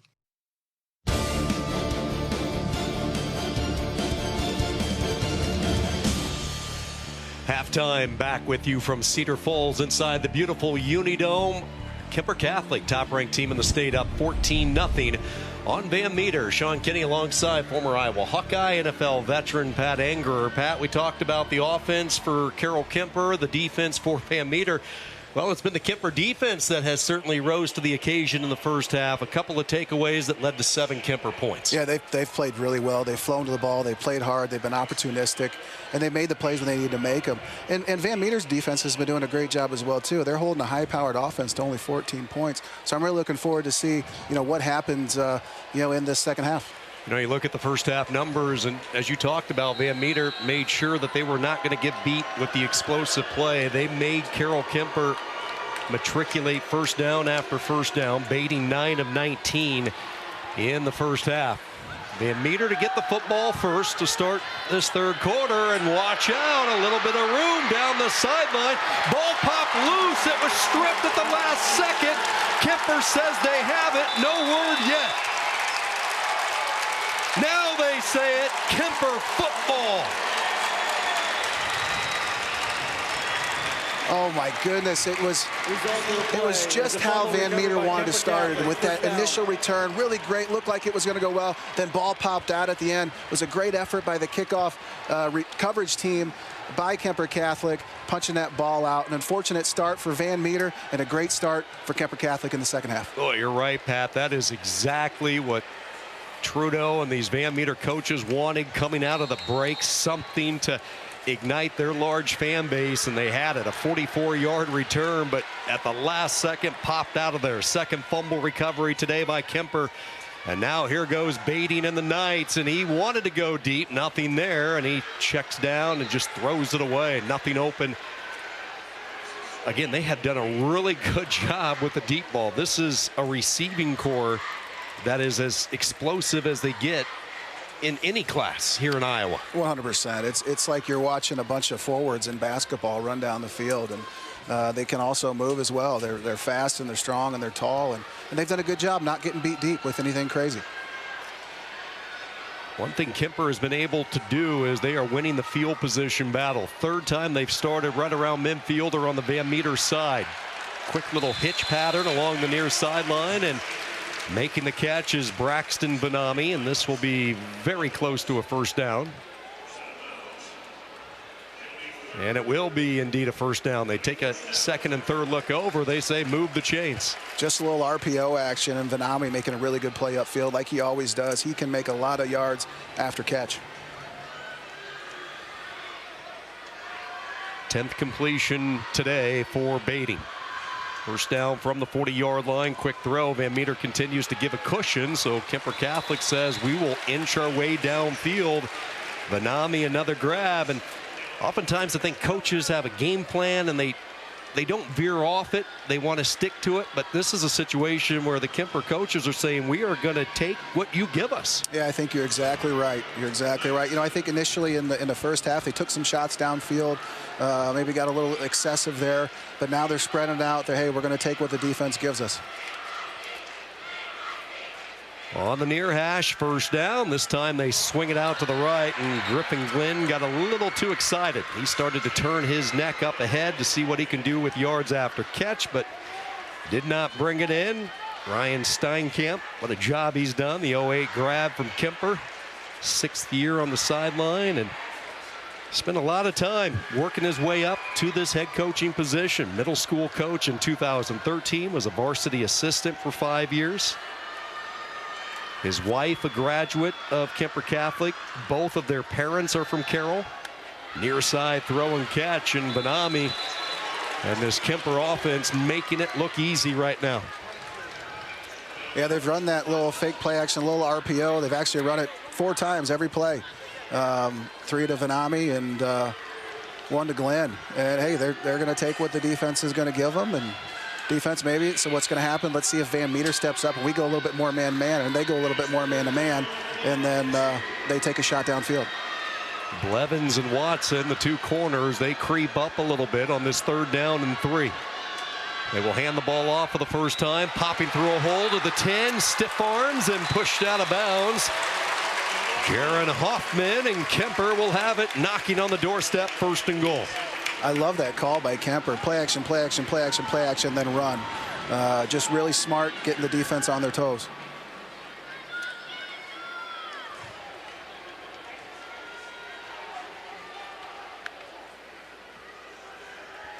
Alford and Glenn, the 2 receivers, twin set to the top. Vanami comes split near side. They have an H-back in. That's Lucas. The tailback is Hoffman, looking for his 2nd touchdown. Driving. Trying to get aid from one of his teammates as Lucas tried to push him in, but Van Meter stiffens up at the 1. 6 yards for Hoffman. Now they go tempo. They've went tempo twice. Maybe a tush push here. Quarterback, he can't push the ball carrier, but they will surge ahead. He's in. Touchdown, Baiting. The 2 times they've went tempo have been inside the 5, and it's worked both times. That's a great point. You know, there is a lot of confusion defensively when you get into that red zone, get into that goal line situation. A lot of hard times, you know, trying to figure out where everybody's going. You got a new defensive formation you need to put in, and getting that up tempo really puts a lot of strain on the defense. The turnover really comes back to haunt Van Meter, and again, it's complementary football. How do you take advantage, whether it's the defense or the special teams creating the turnover? Can you turn it into points? And 14 of 21 for Kuemper coming from points after turnovers, and it all started on this return. Lex and Blevins did a great job, and then it was stripped at the last possible second. And then Baiting took it from there using his tall basketball frame. 6'3" who loves basketball. He's an all-state hoops player, and the coach has told us his first love is basketball, but when it's in football season, he is all in, and he has been dynamite.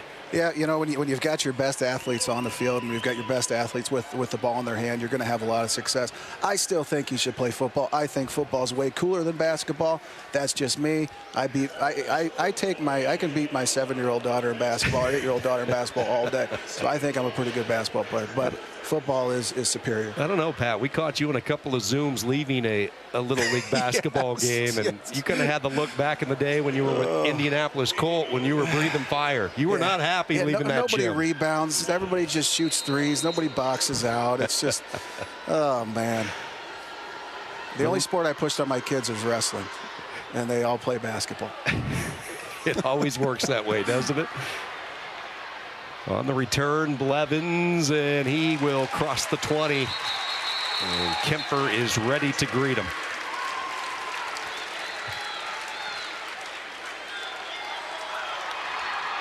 This is a Kuemper team that is tight-knit. The community of Carroll has always produced wonderful athletes throughout the years over there in western Iowa. And Coach Ryan Steinkamp talked about the senior captains. The Kuemper volleyball team made it to state this year. They played deep into the tournament. So what the team did, and this was a player-led initiative, they said, can we practice at 6 a.m., even 5:30, I believe he said, on a couple of mornings, so we can make the journey across Iowa to support our volleyball team. Wow. And to have a coach that allows them to do that.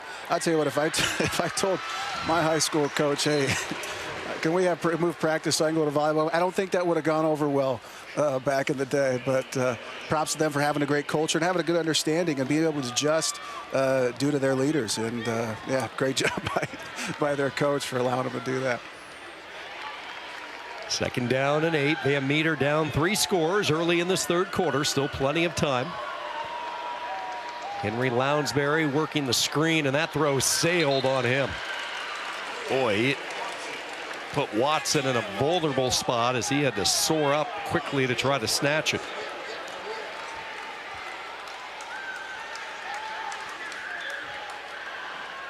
Third downs have been trouble today. 1 of 7 for Van Meter. As you take a look at the offensive starters in there. Wiebelhaus at left tackle. Crowett at left guard. Jones the center. He's a 2-year starter. Keaton Menon, who rotates with Luke Steinfeld at right guard. And then the most experienced at right tackle. Gabe Jones the anchor, and timeout taken by Van Meter. Timeout. They're first of the half.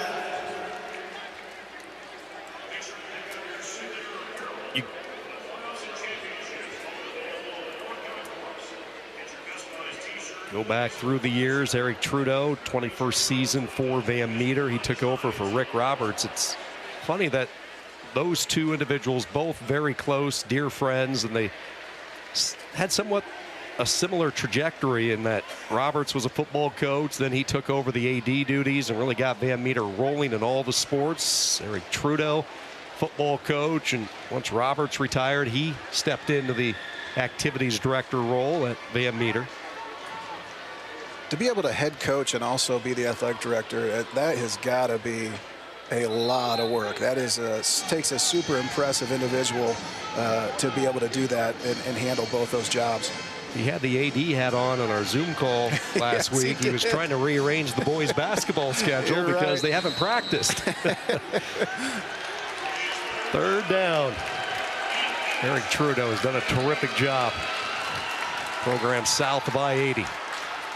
Double clutching, now throwing near side, and a diving catch is made by Blevins. They're going to give him a really good spot at the 31, so it looks like about a half a yard away. And yeah, you got to go for it here. Down 21, inside 10 minutes to go, third quarter. That was a good route by him, getting open, knowing where the sticks were. I know he's a little bit short, and it was a good job getting the ball out. He had a little bit of pressure. Lounsbury had a little bit of pressure in his face. This is a huge fourth down right here for Van Meter. Yeah, this is a must get. They have brought Tate Doggett as a lead blocker for Williams. Offset eye, and they will hand it to Williams. Runs into the back of his own guy. Keeps the legs churning, protecting the football with both arms. That's a textbook run when you know you need a yard from the young sophomore. That was such a great effort by Williams right there. He looked like he got hit initially and stood up at the line of scrimmage, kept those feet moving, and kept grinding, getting that first down. Super impressive. The fact that he's a sophomore, watching the film, I couldn't imagine him as, I couldn't even tie my shoes as a sophomore. He's a sophomore and he's doing extremely well. Quarterback keeper, and he is driven down. Lucas Deal. This guy is special. Lucas Deal, what a stud. You know, they're trying to find a way to stop that quarterback run. I'll tell you what, Lucas Deal is the man that's stopping that run. He is so fast and physical and tough. It's fun watching him play. Great job using his hands, getting off a block. A lot of linemen have a hard time using their hands. Not Jacob Deal. He does a really great job. We talked about him being the American record holder for what he can snap and clean. I gotta believe he's going to get some looks to continue his career in this sport. Only a junior. He is a powerhouse inside for Kuemper. They need to put him on the wrestling team. Hopefully he is. He would make for a good one. Two-way player. He is part of the offensive line, trains under the renowned strength coach Greg Kustra at North Highland.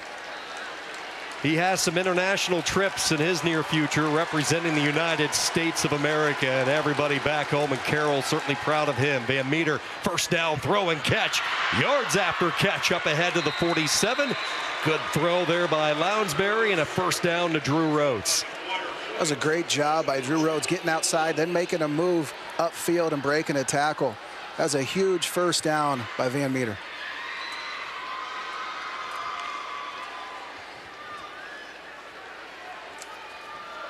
Lounsbury 8 of 12 for 54 yards. He's hit 4 different receivers. First catch of the day for Rhodes, and now Lounsbury keeps it himself to the 42 as he scrambles ahead for 5.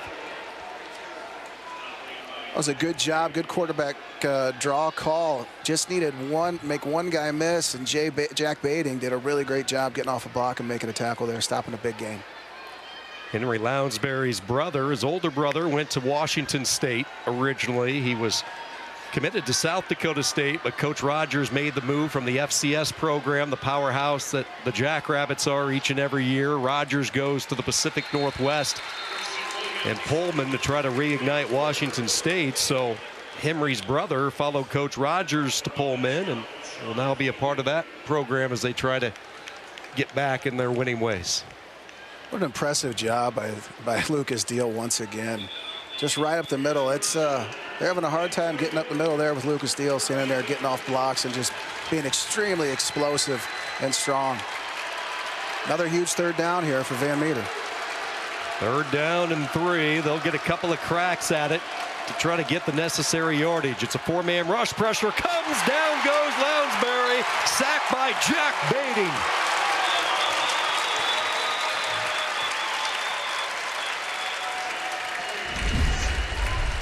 Jack Bading has done pretty much everything here. And that was just an inside rush move there. Faked the outside, went inside. Good use of his hands and make a great tackle. What an impressive play right there by Jack Bading, right when the Kuemper defense needed it. Bading is a perfect story for all coaches out there. Make sure everybody gets their reps when they're younger, because you never know when somebody is going to hit a growth spurt, and that's what Jack Bading did. He showed up this fall a completely new guy. 2 years ago, he stood 5 feet 6 inches tall, weighed 130 pounds. He hit a big-time growth spurt, and the coaches told us he showed up this fall, and he just wanted to hit people with this newfound size, and the coaches actually had to put a leash on him a little bit. Yeah, it's a lot more fun hitting people when you're not 140 pounds. I can tell you that. And good for him. I'm sure it was a lot of work he put in the weight room, a lot of nutrition stuff, and he's out there, and he's making his name heard, and I'm very impressed watching him play. Kids watching this at home, if you're still on the smaller side, 7th, 8th grade, don't give up. Just keep putting in the time. Yeah, I'm continuing to put on weight. I don't know what the deal is. I don't know. You made it up the stairs pretty quickly like a receiver today to get to this press box. I needed oxygen. A little great run off tackle right there by Jaron Hoffman. They have really leaned on him, and I think probably to just continue to keep that clock rolling. And Jaron Hoffman is a really good running back. 14 yards for Hoffman.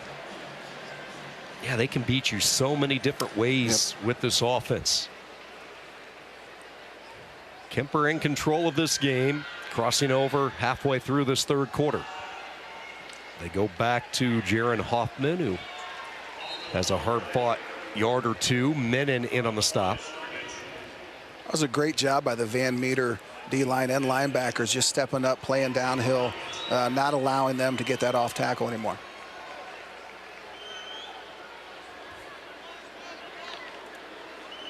Williams and Doggett, the two key players on the Van Meter defense. They're two linebackers. Second down and 8. They will hand it off. A flag is thrown.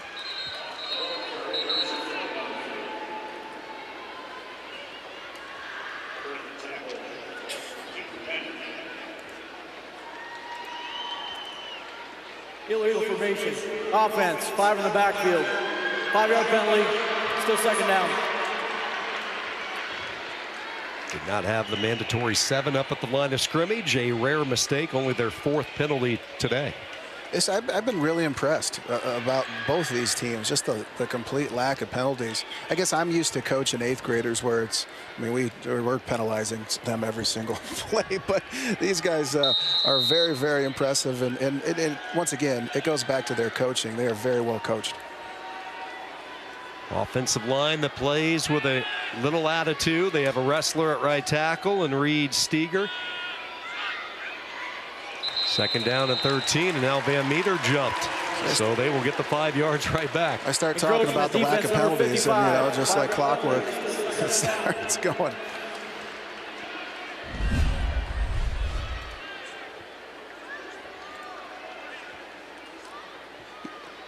As a defensive player, I always thought it was unfair that the offense knows when the ball is going to get snapped, and I can't run forward or say hike. I always just think all these rules are based on the offense, right? Everybody's mean to the defenders. And they won't even let you use disconcerting signals this year. You get tagged for that at the college level. Left side run by Jaron Hoffman as he takes it up to the 36. And there's nothing like, as a defender, when you call that move call and it's on like a 3rd and 2 or a 4th and short and they false start. And that's the greatest thing ever. It's like Christmas because the offense cheats so much. So it's nice when you can. And you never rubbed it in to the offensive lineman, did you? Absolutely not. Why would I? 3rd down for Kuemper. They're going to switch. They're going to go jumbo. A little unbalanced look as they swing Steger back over to the right side. Started as if he was going to go left. Now they go to the left side, making the catch. Hoffman out of the backfield, trying to turn on the Jets and get to the marker. And he is pushed out of bounds, and it looks like he picks up the 1st down. They're going to mark it at the 40. I like that call, just a little swing pass. I'll tell you what made that play right there was a great block by number 8, Ryan Lucas. Really good job putting his body on a linebacker and allowing him not to make that tackle. In no hurry. This is a excellent drive by Kuemper Catholic. Eating up the clock, picking up 1st downs, keeping Van Meter's offense on the sideline. Already inside 3 minutes to go. Lucas, the H-back right, they hit him on a counter, and that did not fool Van Meter. Tate Doggett was waiting. Just a great read once again by Tate Doggett. He does a really good job coming downhill. And he plays with his pads low, and he's strong, and when he hits you, he's very, very violent. Just everybody up front for reading that. That is a tricky play. There's a lot of pulling guys, a lot of moving parts there. That's a tricky play on a defense. Look at that big club on his right hand. Doggett broke his wrist in week 4 against Clarinda. He casted it up.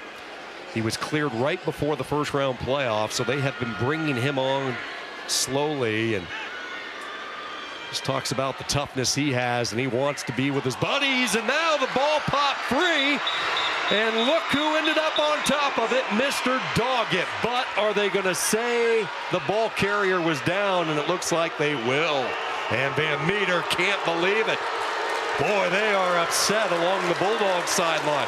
Man, that would have been a huge break for the Van Meter defense. Van Meter in general, they needed something like that to go their way. Down by contact before the ball came out. 3rd down.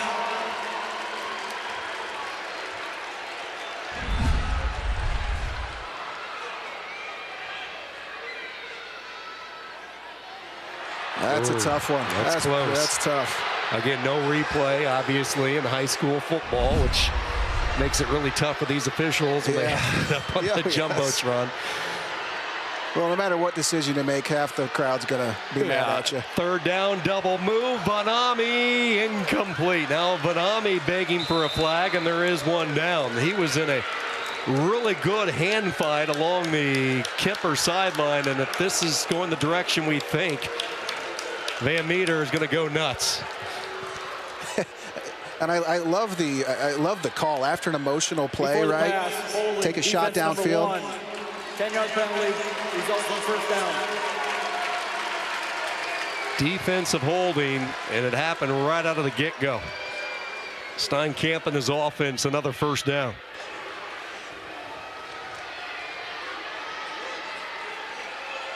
And this drive it doesn't seem like they've really move the ball very far, but this drive just continues to kill the clock, and this is just what Kuemper Catholic wants.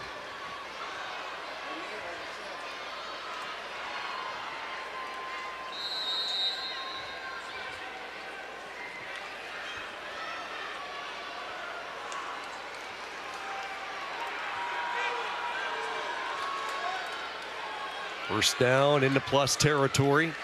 Near side throw. This has been their play. Vanami with the catch. It's a short gain as Blevins was with him. Those two have been matched up all afternoon. Vanami is about as sure-handed as any receiver I think I've seen in high school. He does not drop anything. And he's fighting for every inch, every yard. He's fighting. Super impressed by him. 5 catches today for Vanami, 45 yards. This is a drive that has eaten up more than 4 minutes off the game clock. We are counting down inside a minute.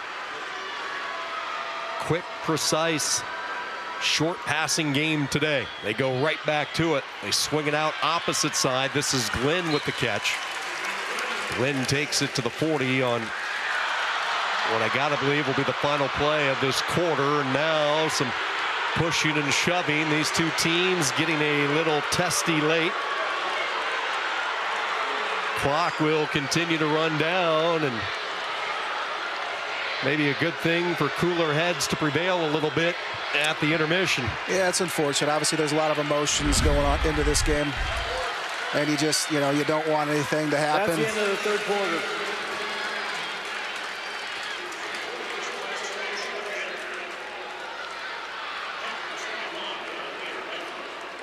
Job of the referee just stepping in. We've reached the end of the third quarter. Kuemper Catholic extending their lead, looking to bring home a state title back to Western Iowa. Deal in this defense. They have set the tone, putting up this offense in good spots all afternoon. Such a meaningful part of Iowa PBS is the coverage of unique Iowa events, and part of that is our high schools and our kids programs, whether it's athletics or otherwise. The state fair coverage, that's such a part of the fabric of Iowa. And I think just the programming that covers things meaningful to our people in our state. Donate today and support Iowa PBS. Settled before Iowa was a state, Davenport tells the tale of community, culture, and trade along the banks of the Mississippi River. A variety of architectural movements are preserved in Davenport in structures designed for civic and commercial life. Join Iowa PBS as we explore the arts and the architecture within the historic buildings of Iowa, Davenport. Coming to Iowa PBS, December 2nd.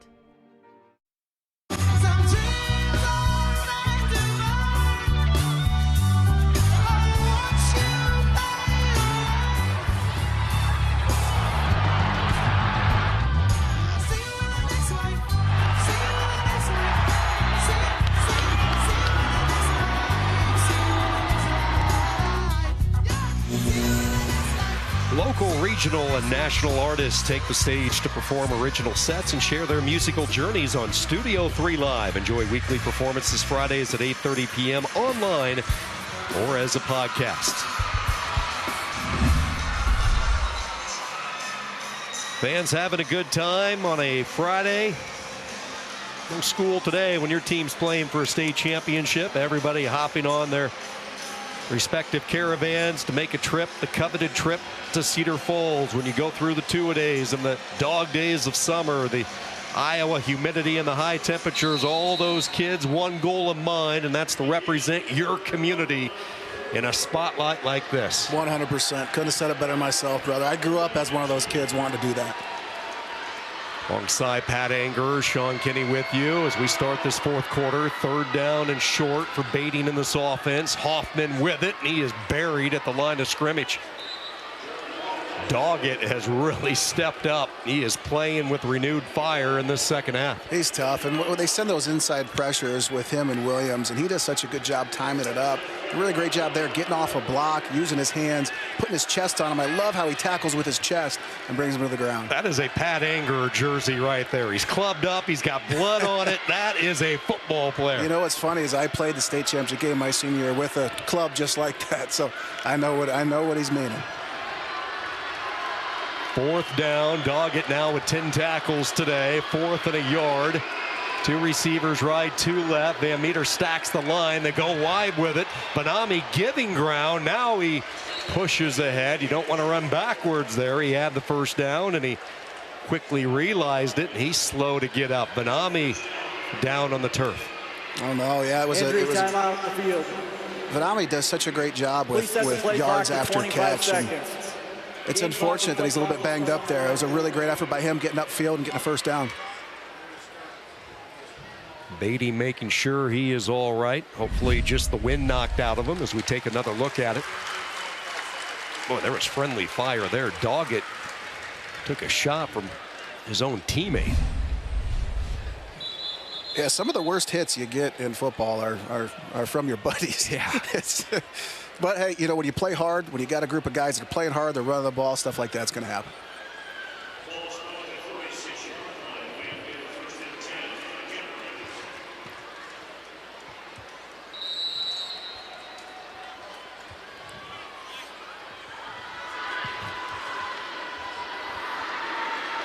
A 6-minute-plus drive continues for Kuemper. Fresh set of downs, and there goes Jaron Hoffman.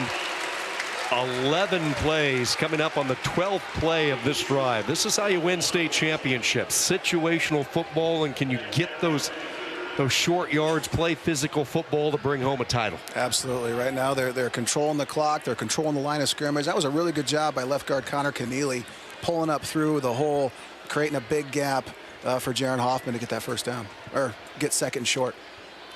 See this offensive line. The tackle, number 71, Nash Leonard, he broke his foot in a scrimmage earlier this year, missed 8 weeks.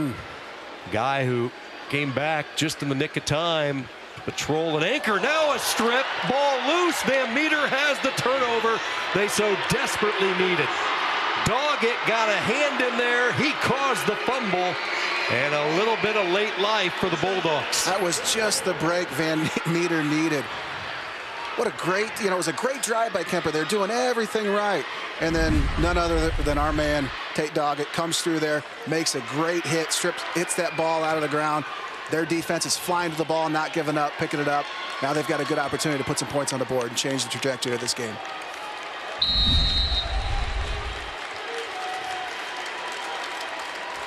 Van Meter fans realizing one last stand, more than 10 minutes to go, looking for that inside slant, but this has been the theme. The Kuemper pressure, they have lived in the backfield. Deal another sack, his 3rd sack of this game. It was a great job by the DNs, forcing the quarterback to come up in the pocket, which allowed Jake Deal to get off his block and make a tackle. 2nd and 15, working behind the sticks. Lounsbury throws it, and look at the pursuit. 3 Knights just shadowing the receiver. First one in there was Olford. Just great effort and perseverance by that defense. These guys just fly around and run to the ball. It seems like everybody wants to get in on the tackle. When you got a defense like that that's hungry and violent and wants to get on the play, it's hard to go up against. Van Meter is converted on just 2 of 10 on 3rd downs. Kuemper looks like they want to drop 8 into coverage, and they do. They rush only 3. Lounsbury dialing up the long ball, tipped away, incomplete. Griffin Glenn breaking it up. They were trying to hit Blevins. That was a heck of a play by Griffin Glenn, forcing him to the sideline with his hand to make sure that he was in position to where if that ball was thrown, he would be the only one to catch it. Just that people don't understand how hard it is to run full speed and then jump. Like, I can't even jump right now an inch. And these kids are out here running full speed, jumping as high as they can in the air, making plays on the ball. Super impressive. I still say, with the rules of today's game, quarterback is the most difficult position in football. 100%. Absolutely. It's you're put on an island out there, and all the rules are, they're for the offense and for the receivers. And to be a corner, you've got to be brave. You've got to have a short memory because there's going to be some shots your way, but you got to be tough. You look back through the course of the season for Carroll Kuemper, they have back-to-back shutouts. Okoboji, Grandview Christian. Beat Cherokee in the quarterfinals, 43-26. Last week in the semis, a 49-21 win over Wilton.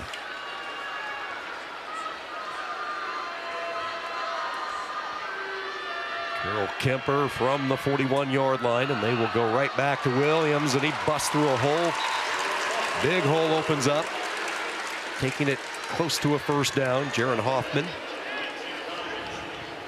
I love that. You give it right back to the guy who coughed it up, let him get a touch again and show that you have confidence in him like you have all year. 100%. And he didn't hit. He hit that hole. He wasn't scared at all. He was very confident. And I love how fast he hits the hole, how strong he runs.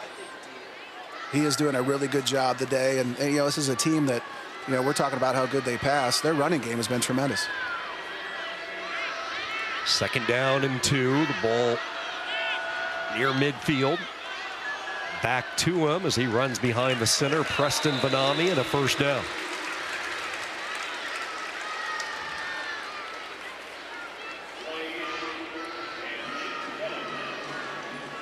I'd be surprised if Kuemper runs anything other than just what they're doing right now. Just continue to knock out these 3, 4, 5-yard gains and force Van Meter to put some guys in the box, then throw a pass on them.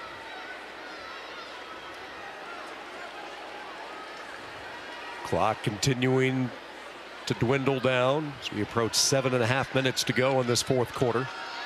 That time Van Meter knows they can be a little bit more aggressive. Able to gang pile the ball carrier Hoffman. That was Adam Glade, who we put at the start of the show as one of the keys, the smaller defensive end who has had a big season, led the game against Osage with a couple of sacks. Yeah, just love the physicalness of him. Playing D-tackle, weighing, $175. You've got to be tough mentally. And not only is he tough mentally, he's quick and he's fast and he's strong and just gives ton of effort in every snap. Nose guard all 4 years, and he wasn't always on the varsity roster. He had to continue to work, and again, when you're the smaller guy, it's all about leverage. And I thought Eric Trudeau just praised him and his work ethic. He said he stuck it out. He waited for his opportunity, and one of those guys that you call a cornerstone of a program because you have multiple players that can fit that billing throughout the years. That's how you win consistently. That's why you get to the Unidome 7 times into the finals in 9 years. 100%. They're those type of kids. They're culture builders, and hopefully they continue to bring those kids in there like that. Third down and 10 from the 46.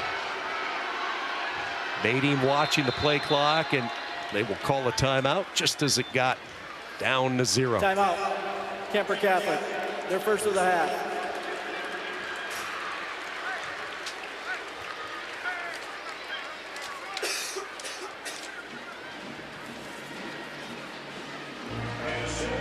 Stay in the know with Iowa Press. Join Kay Henderson and guests for in-depth conversations on the issues shaping Iowa. Tune in Friday nights at 7:30 p.m. and Sundays at 12 noon on Iowa PBS or stream online anytime. Day 2 of the 2025 Iowa High School State Football Championships alongside Pat Anger, Sean Kenny, our entire Iowa PBS crew with you. And Pat, I'm just curious, I was talking with Vince and Doug, our spotter and statistician up here, and Iowa football is at a high level right now. When you look at what we saw yesterday, starting an 8-player, we crowned 4 champions, and then we'll continue today, and then the highest class tonight, 5A, but it is high-quality football. These coaches across the state doing a really good job. Yeah, they're doing a tremendous job. And what I loved about it is that when we talked to the coaches, every single one of them, 0 of them took credit. They talked about how great the kids are, how hard they work, how motivated they are. But these coaches are tremendous. They are building men, and super lucky to have them in our state. Third down, they go deep. Vanami goes up, and it's broken up. Getting the hand in there in the nick of time was Drew Rhodes. These corners, they have shut down the deep game all afternoon. Van Meter's secondary. That was a great play right there by Drew Rhodes. Playing through the ball, playing through the pass, getting his hand up there, stripping it out.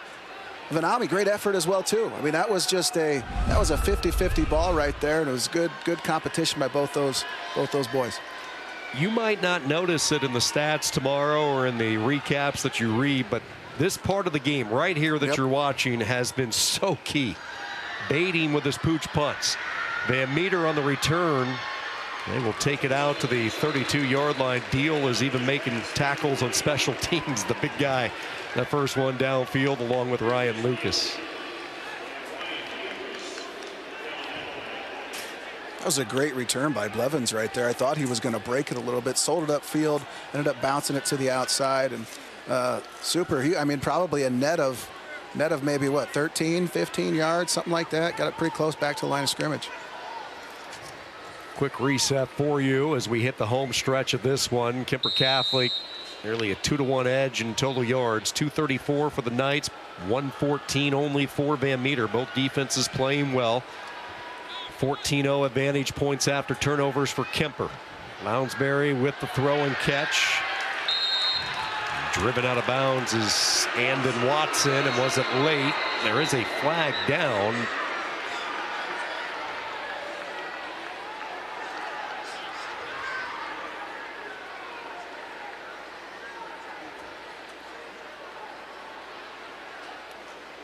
Personal foul, face mask defense. 15 yards from the end of the run. Results in first down. Well, it wasn't a late hit, but somebody got the hand up, so it's the same result. Yeah, I was thinking late hit as well too. Obviously can't see much from up here as far as the face mask goes. Good job by the refs for catching it.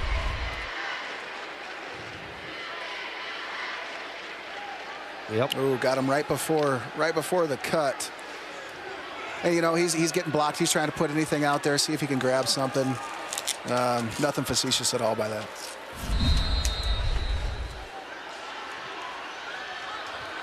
First down at midfield, looking for the double move, and they have a chance. Watson out there, makes the catch, and a little bit of life from Van Meter. Bang! Touchdown!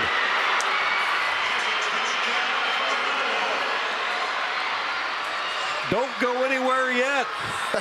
Yeah, fake, like you said, double move. Looked like they were going to the flat, ran that double move.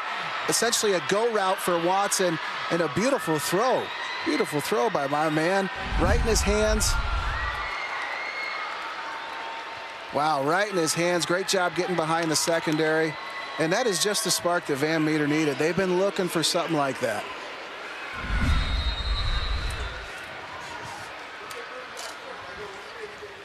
$50 yards on the pass. The point after is up, and it is through. And stranger things have happened. A little more than 5.5 minutes to go.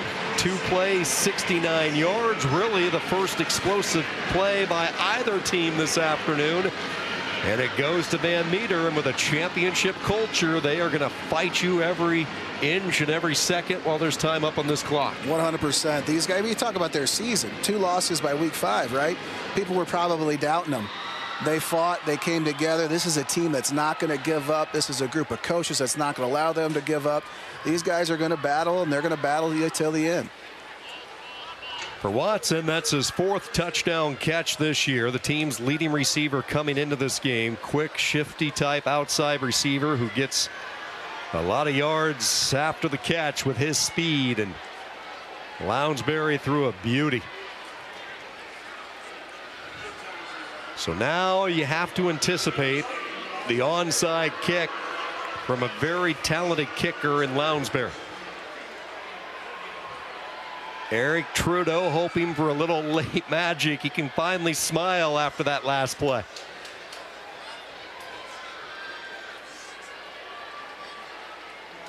What we have seen has been the onside kick directly up the middle Saw that on a few occasions yesterday.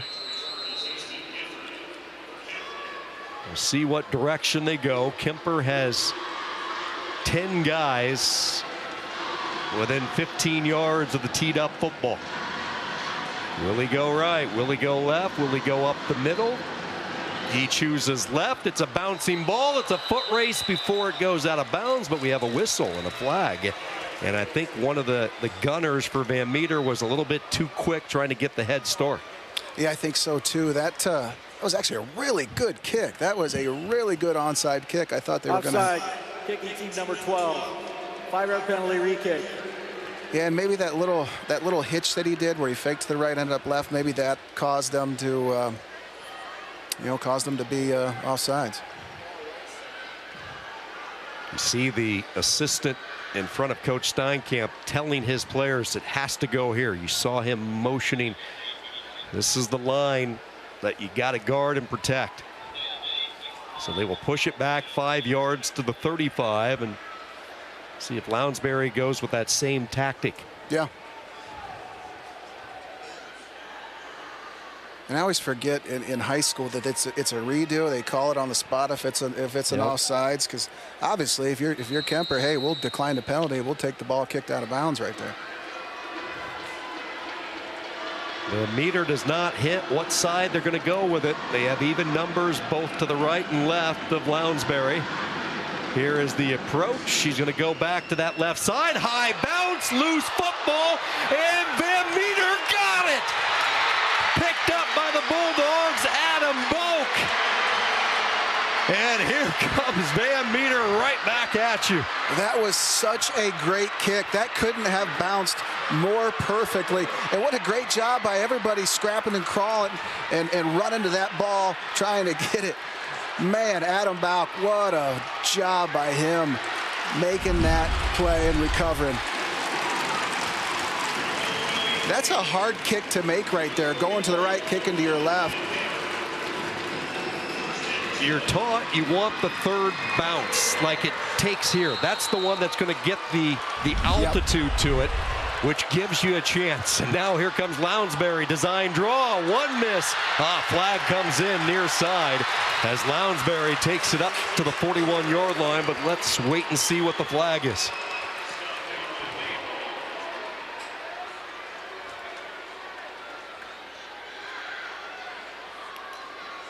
Holding, offense number 76. 10-yard penalty.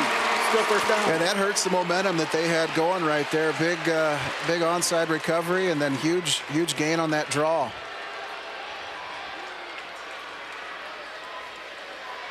I love the play call there. I do thinking too. Kuemper's really going to bring it, run by it. They haven't marked off the penalty yards yet. They have Meter lined up, ready to go, but they're going to have to mark off the penalty yards first.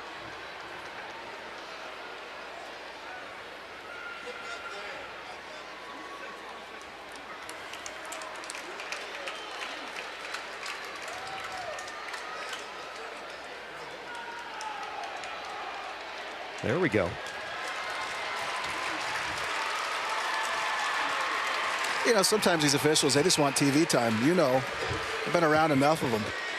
Trying to take their time, get on TV as much as they can. But I will tell you, these guys have done a great job today. They're like you. I'm glad Josh and Andrea shut you down. You wanted a 10-minute on-camera open, didn't you? Was that what you were pleading for today? Not a chance. Inside slant, they weren't on the same page. They had a double slant going that time, and Christian Williams, the inside slot, did not get his neck swiveled around in time.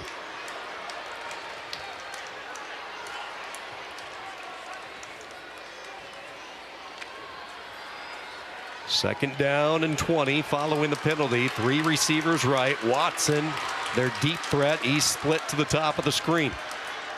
Looking to set it up that way and unable to make the juggling catch is Blevins. Got to catch the football first, and then you worry about the rest later. Yeah, you know, and that's actually a really tough catch to make, you know, especially as a young high school kid. You kind of want to maybe, if you can, round that just a little bit more. You know, the hard part is, think about that. That was a great first down play, got moved back. Now we're sitting at, you know, 3rd and 20. And just what a difference a couple minutes make, maybe even 30 seconds makes on this drive. Eric Trudeau doesn't need to pick up all 20 yards here. You can script up a couple of plays to try to get the necessary yards. Here comes this crowd inside the Unidome. 3-man rush. They lob it downfield looking for Rhodes, and it's intercepted. Carol Kuemper responds with the secondary. Second pick of the day. Theodore Perkins, the junior corner. Theodore Perkins, I think he ran that route for Van Meter, just read it the whole way, played over the top, made a good catch, went for the ball.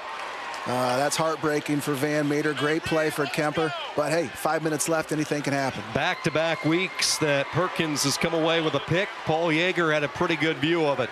The replay showed effort, but what was the huge thing was the crowd behind me. They were starting to say, we're all right, and then all of a sudden they erupted on that INT.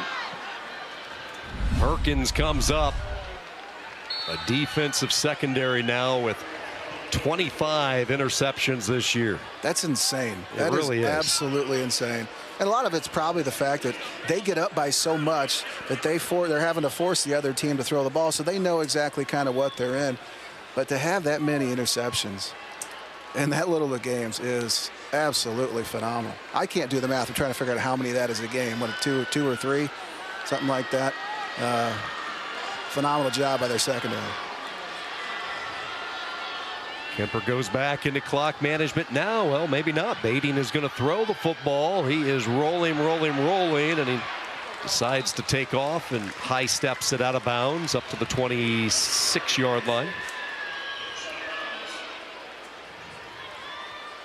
Yeah, you go back to the Kuemper defense. Last year they lost 2 starters in the linebacking core that they had to replace, and it just took time for Coach Steinkamp to figure out the right formula. He was moving different players around in the secondary. They were rotating bodies up front. We talked about the injuries they had to deal with early in the year, but he has this team playing at a high level when the stakes are the highest.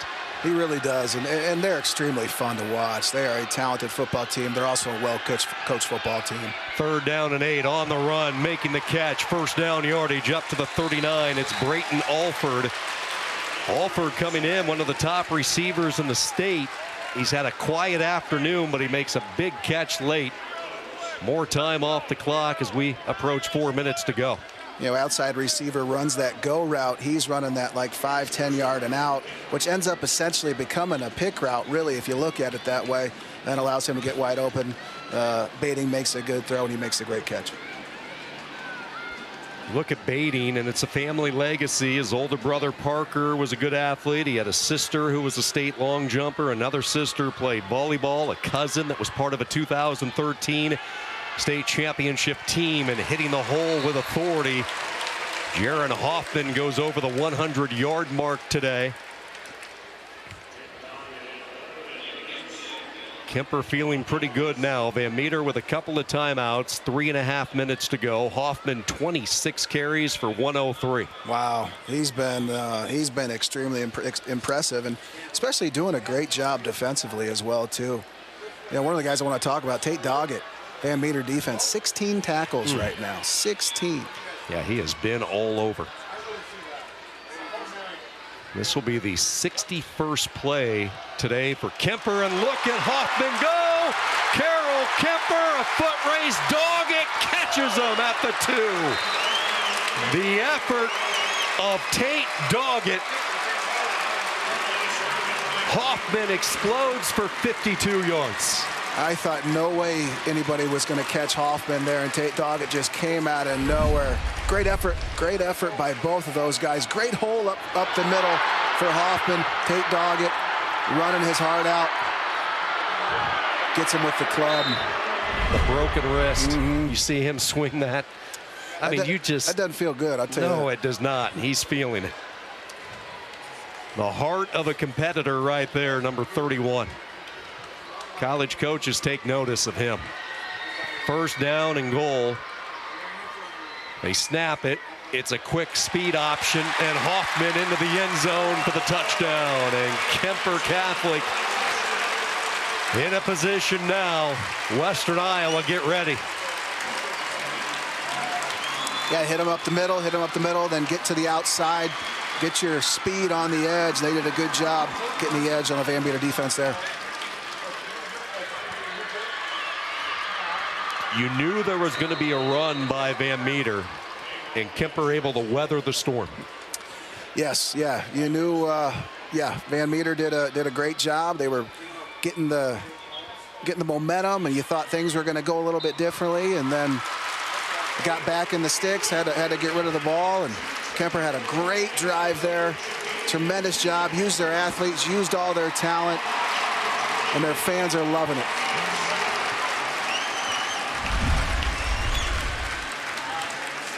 Yeah, just quick little option. It was a good job getting the ball out of his hands and get to the outside.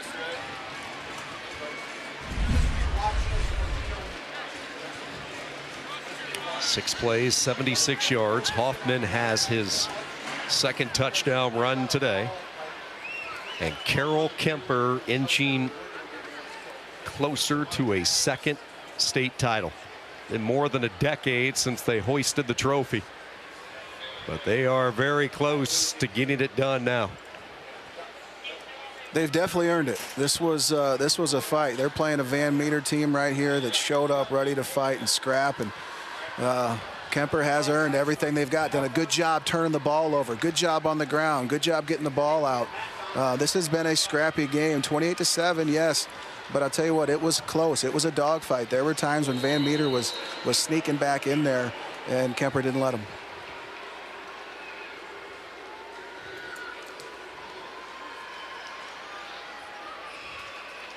Right in front of the pylon, going to give it a crack from his own 2-yard line, and good pursuit by Carroll Kuemper on the return. Levin's the return man. Kopic with the special teams tackle and a flag down.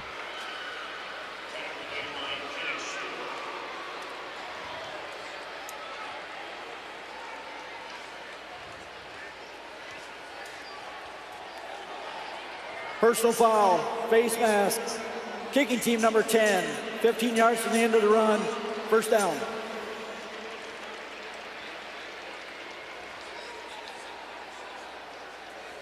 Eric Trudeau, originally from Ogden.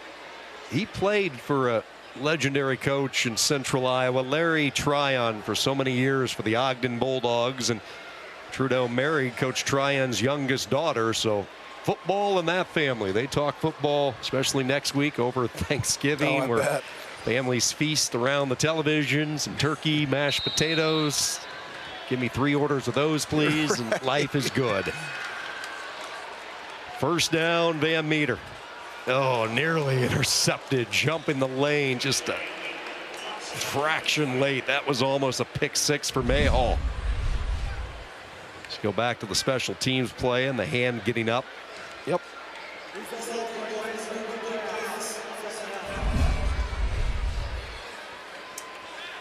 They called that incomplete, huh? That looked like a really good catch right there by Watson. Fortunately, it looks like he wasn't able to hang on to it.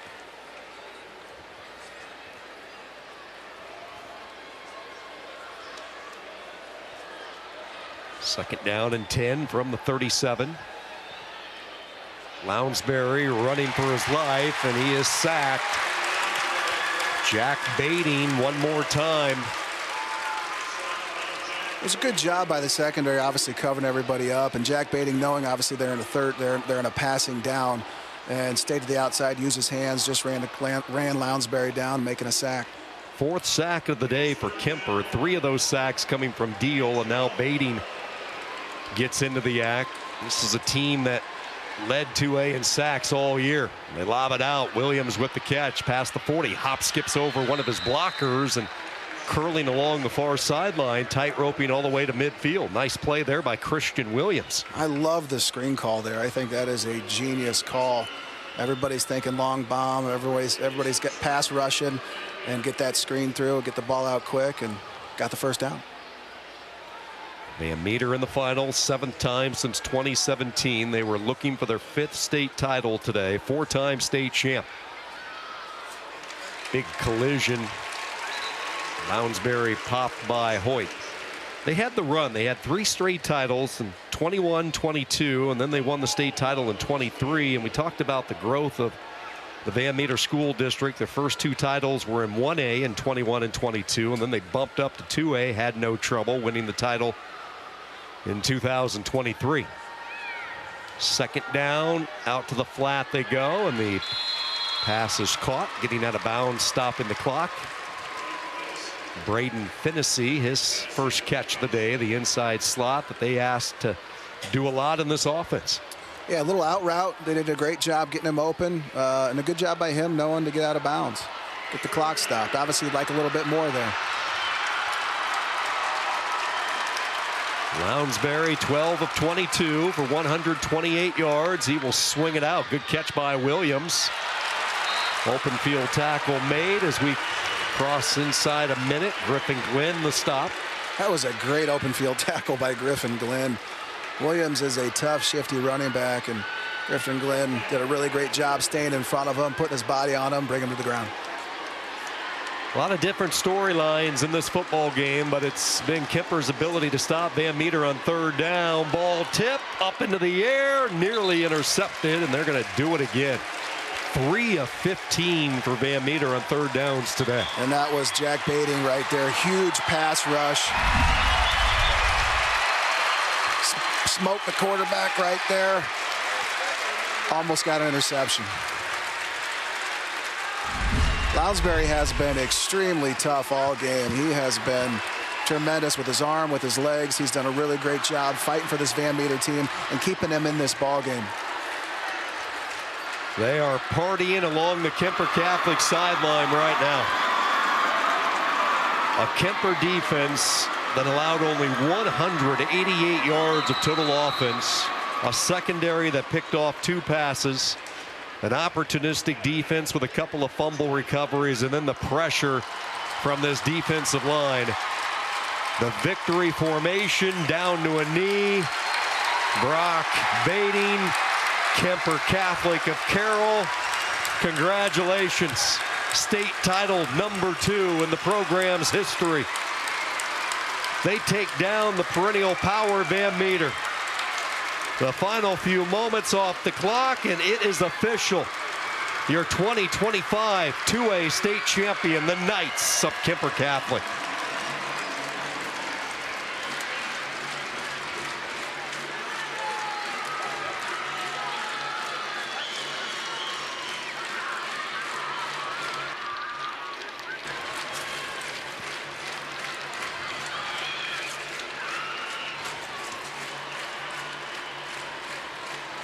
A team that had the target on their back really from the opening week. Everybody across the state talked about Carroll Kuemper and the returning firepower, especially at the skill positions.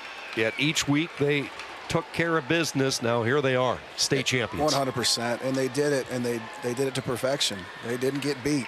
They had the bullseye on them, and they stayed together and they stayed tough, and it shows that they had great senior leadership and a great culture created by Coach Steinkamp. They already have the state championship hats manufactured, and they are ready to party. Kuemper Catholic. They blended it well today. Baiting, one of the top passers in the state. He got them on the board early with the touchdown throw to Mayhall, and then the first of 2 touchdown runs from Jaron Hoffman. Baiting with the quarterback keeper as they went up tempo. And then this was the nail in the coffin. Hoffman from 4 yards out. Kuemper Catholic 28-7 as they celebrate with the students who have made the trip from Western Iowa.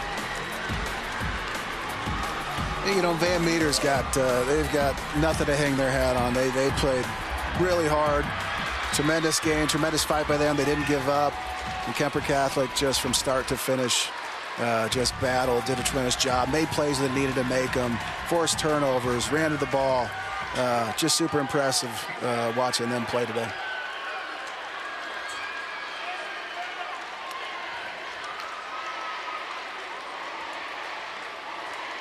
Just a few moments, they will have the official trophy presentation. You see the 2 large trophies making their way onto the field, the runner-up and the state champ.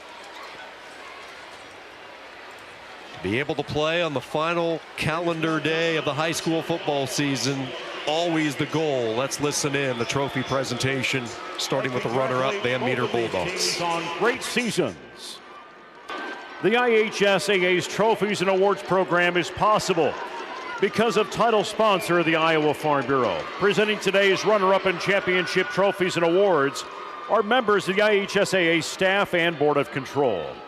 Your state runner-up finishes the 2025 season with a record of 10-3 in 24 playoff appearances.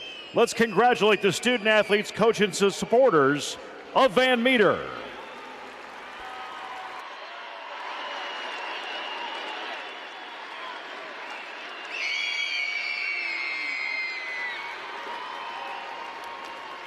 And it's been 12 years since that last championship.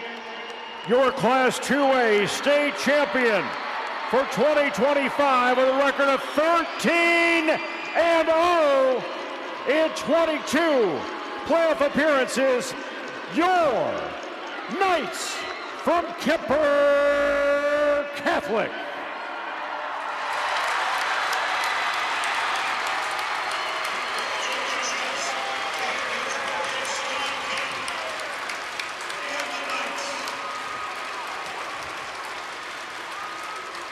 We'll be checking in with Paul Yeager very shortly as he is going to talk to our star player of the game, and we're going to swing it down to him. Looks like he has the head coach right now. I do, Coach. Congratulations.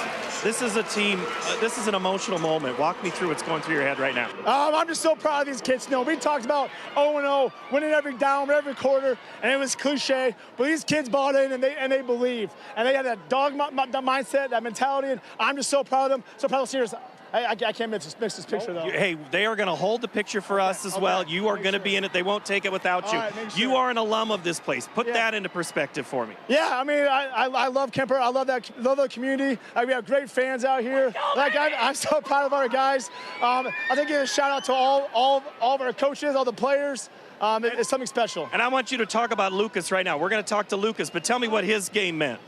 He's a dog in there. You know, he single-handedly that D-line. You know, I don't think it's too creative when he's out there manhandling it too. So he made us coaches look pretty good out there several times. Congratulations, Coach. Lucas, I've got to read your stat line. 11 tackles, 5 solo, 3 tackle for loss. What's that mean?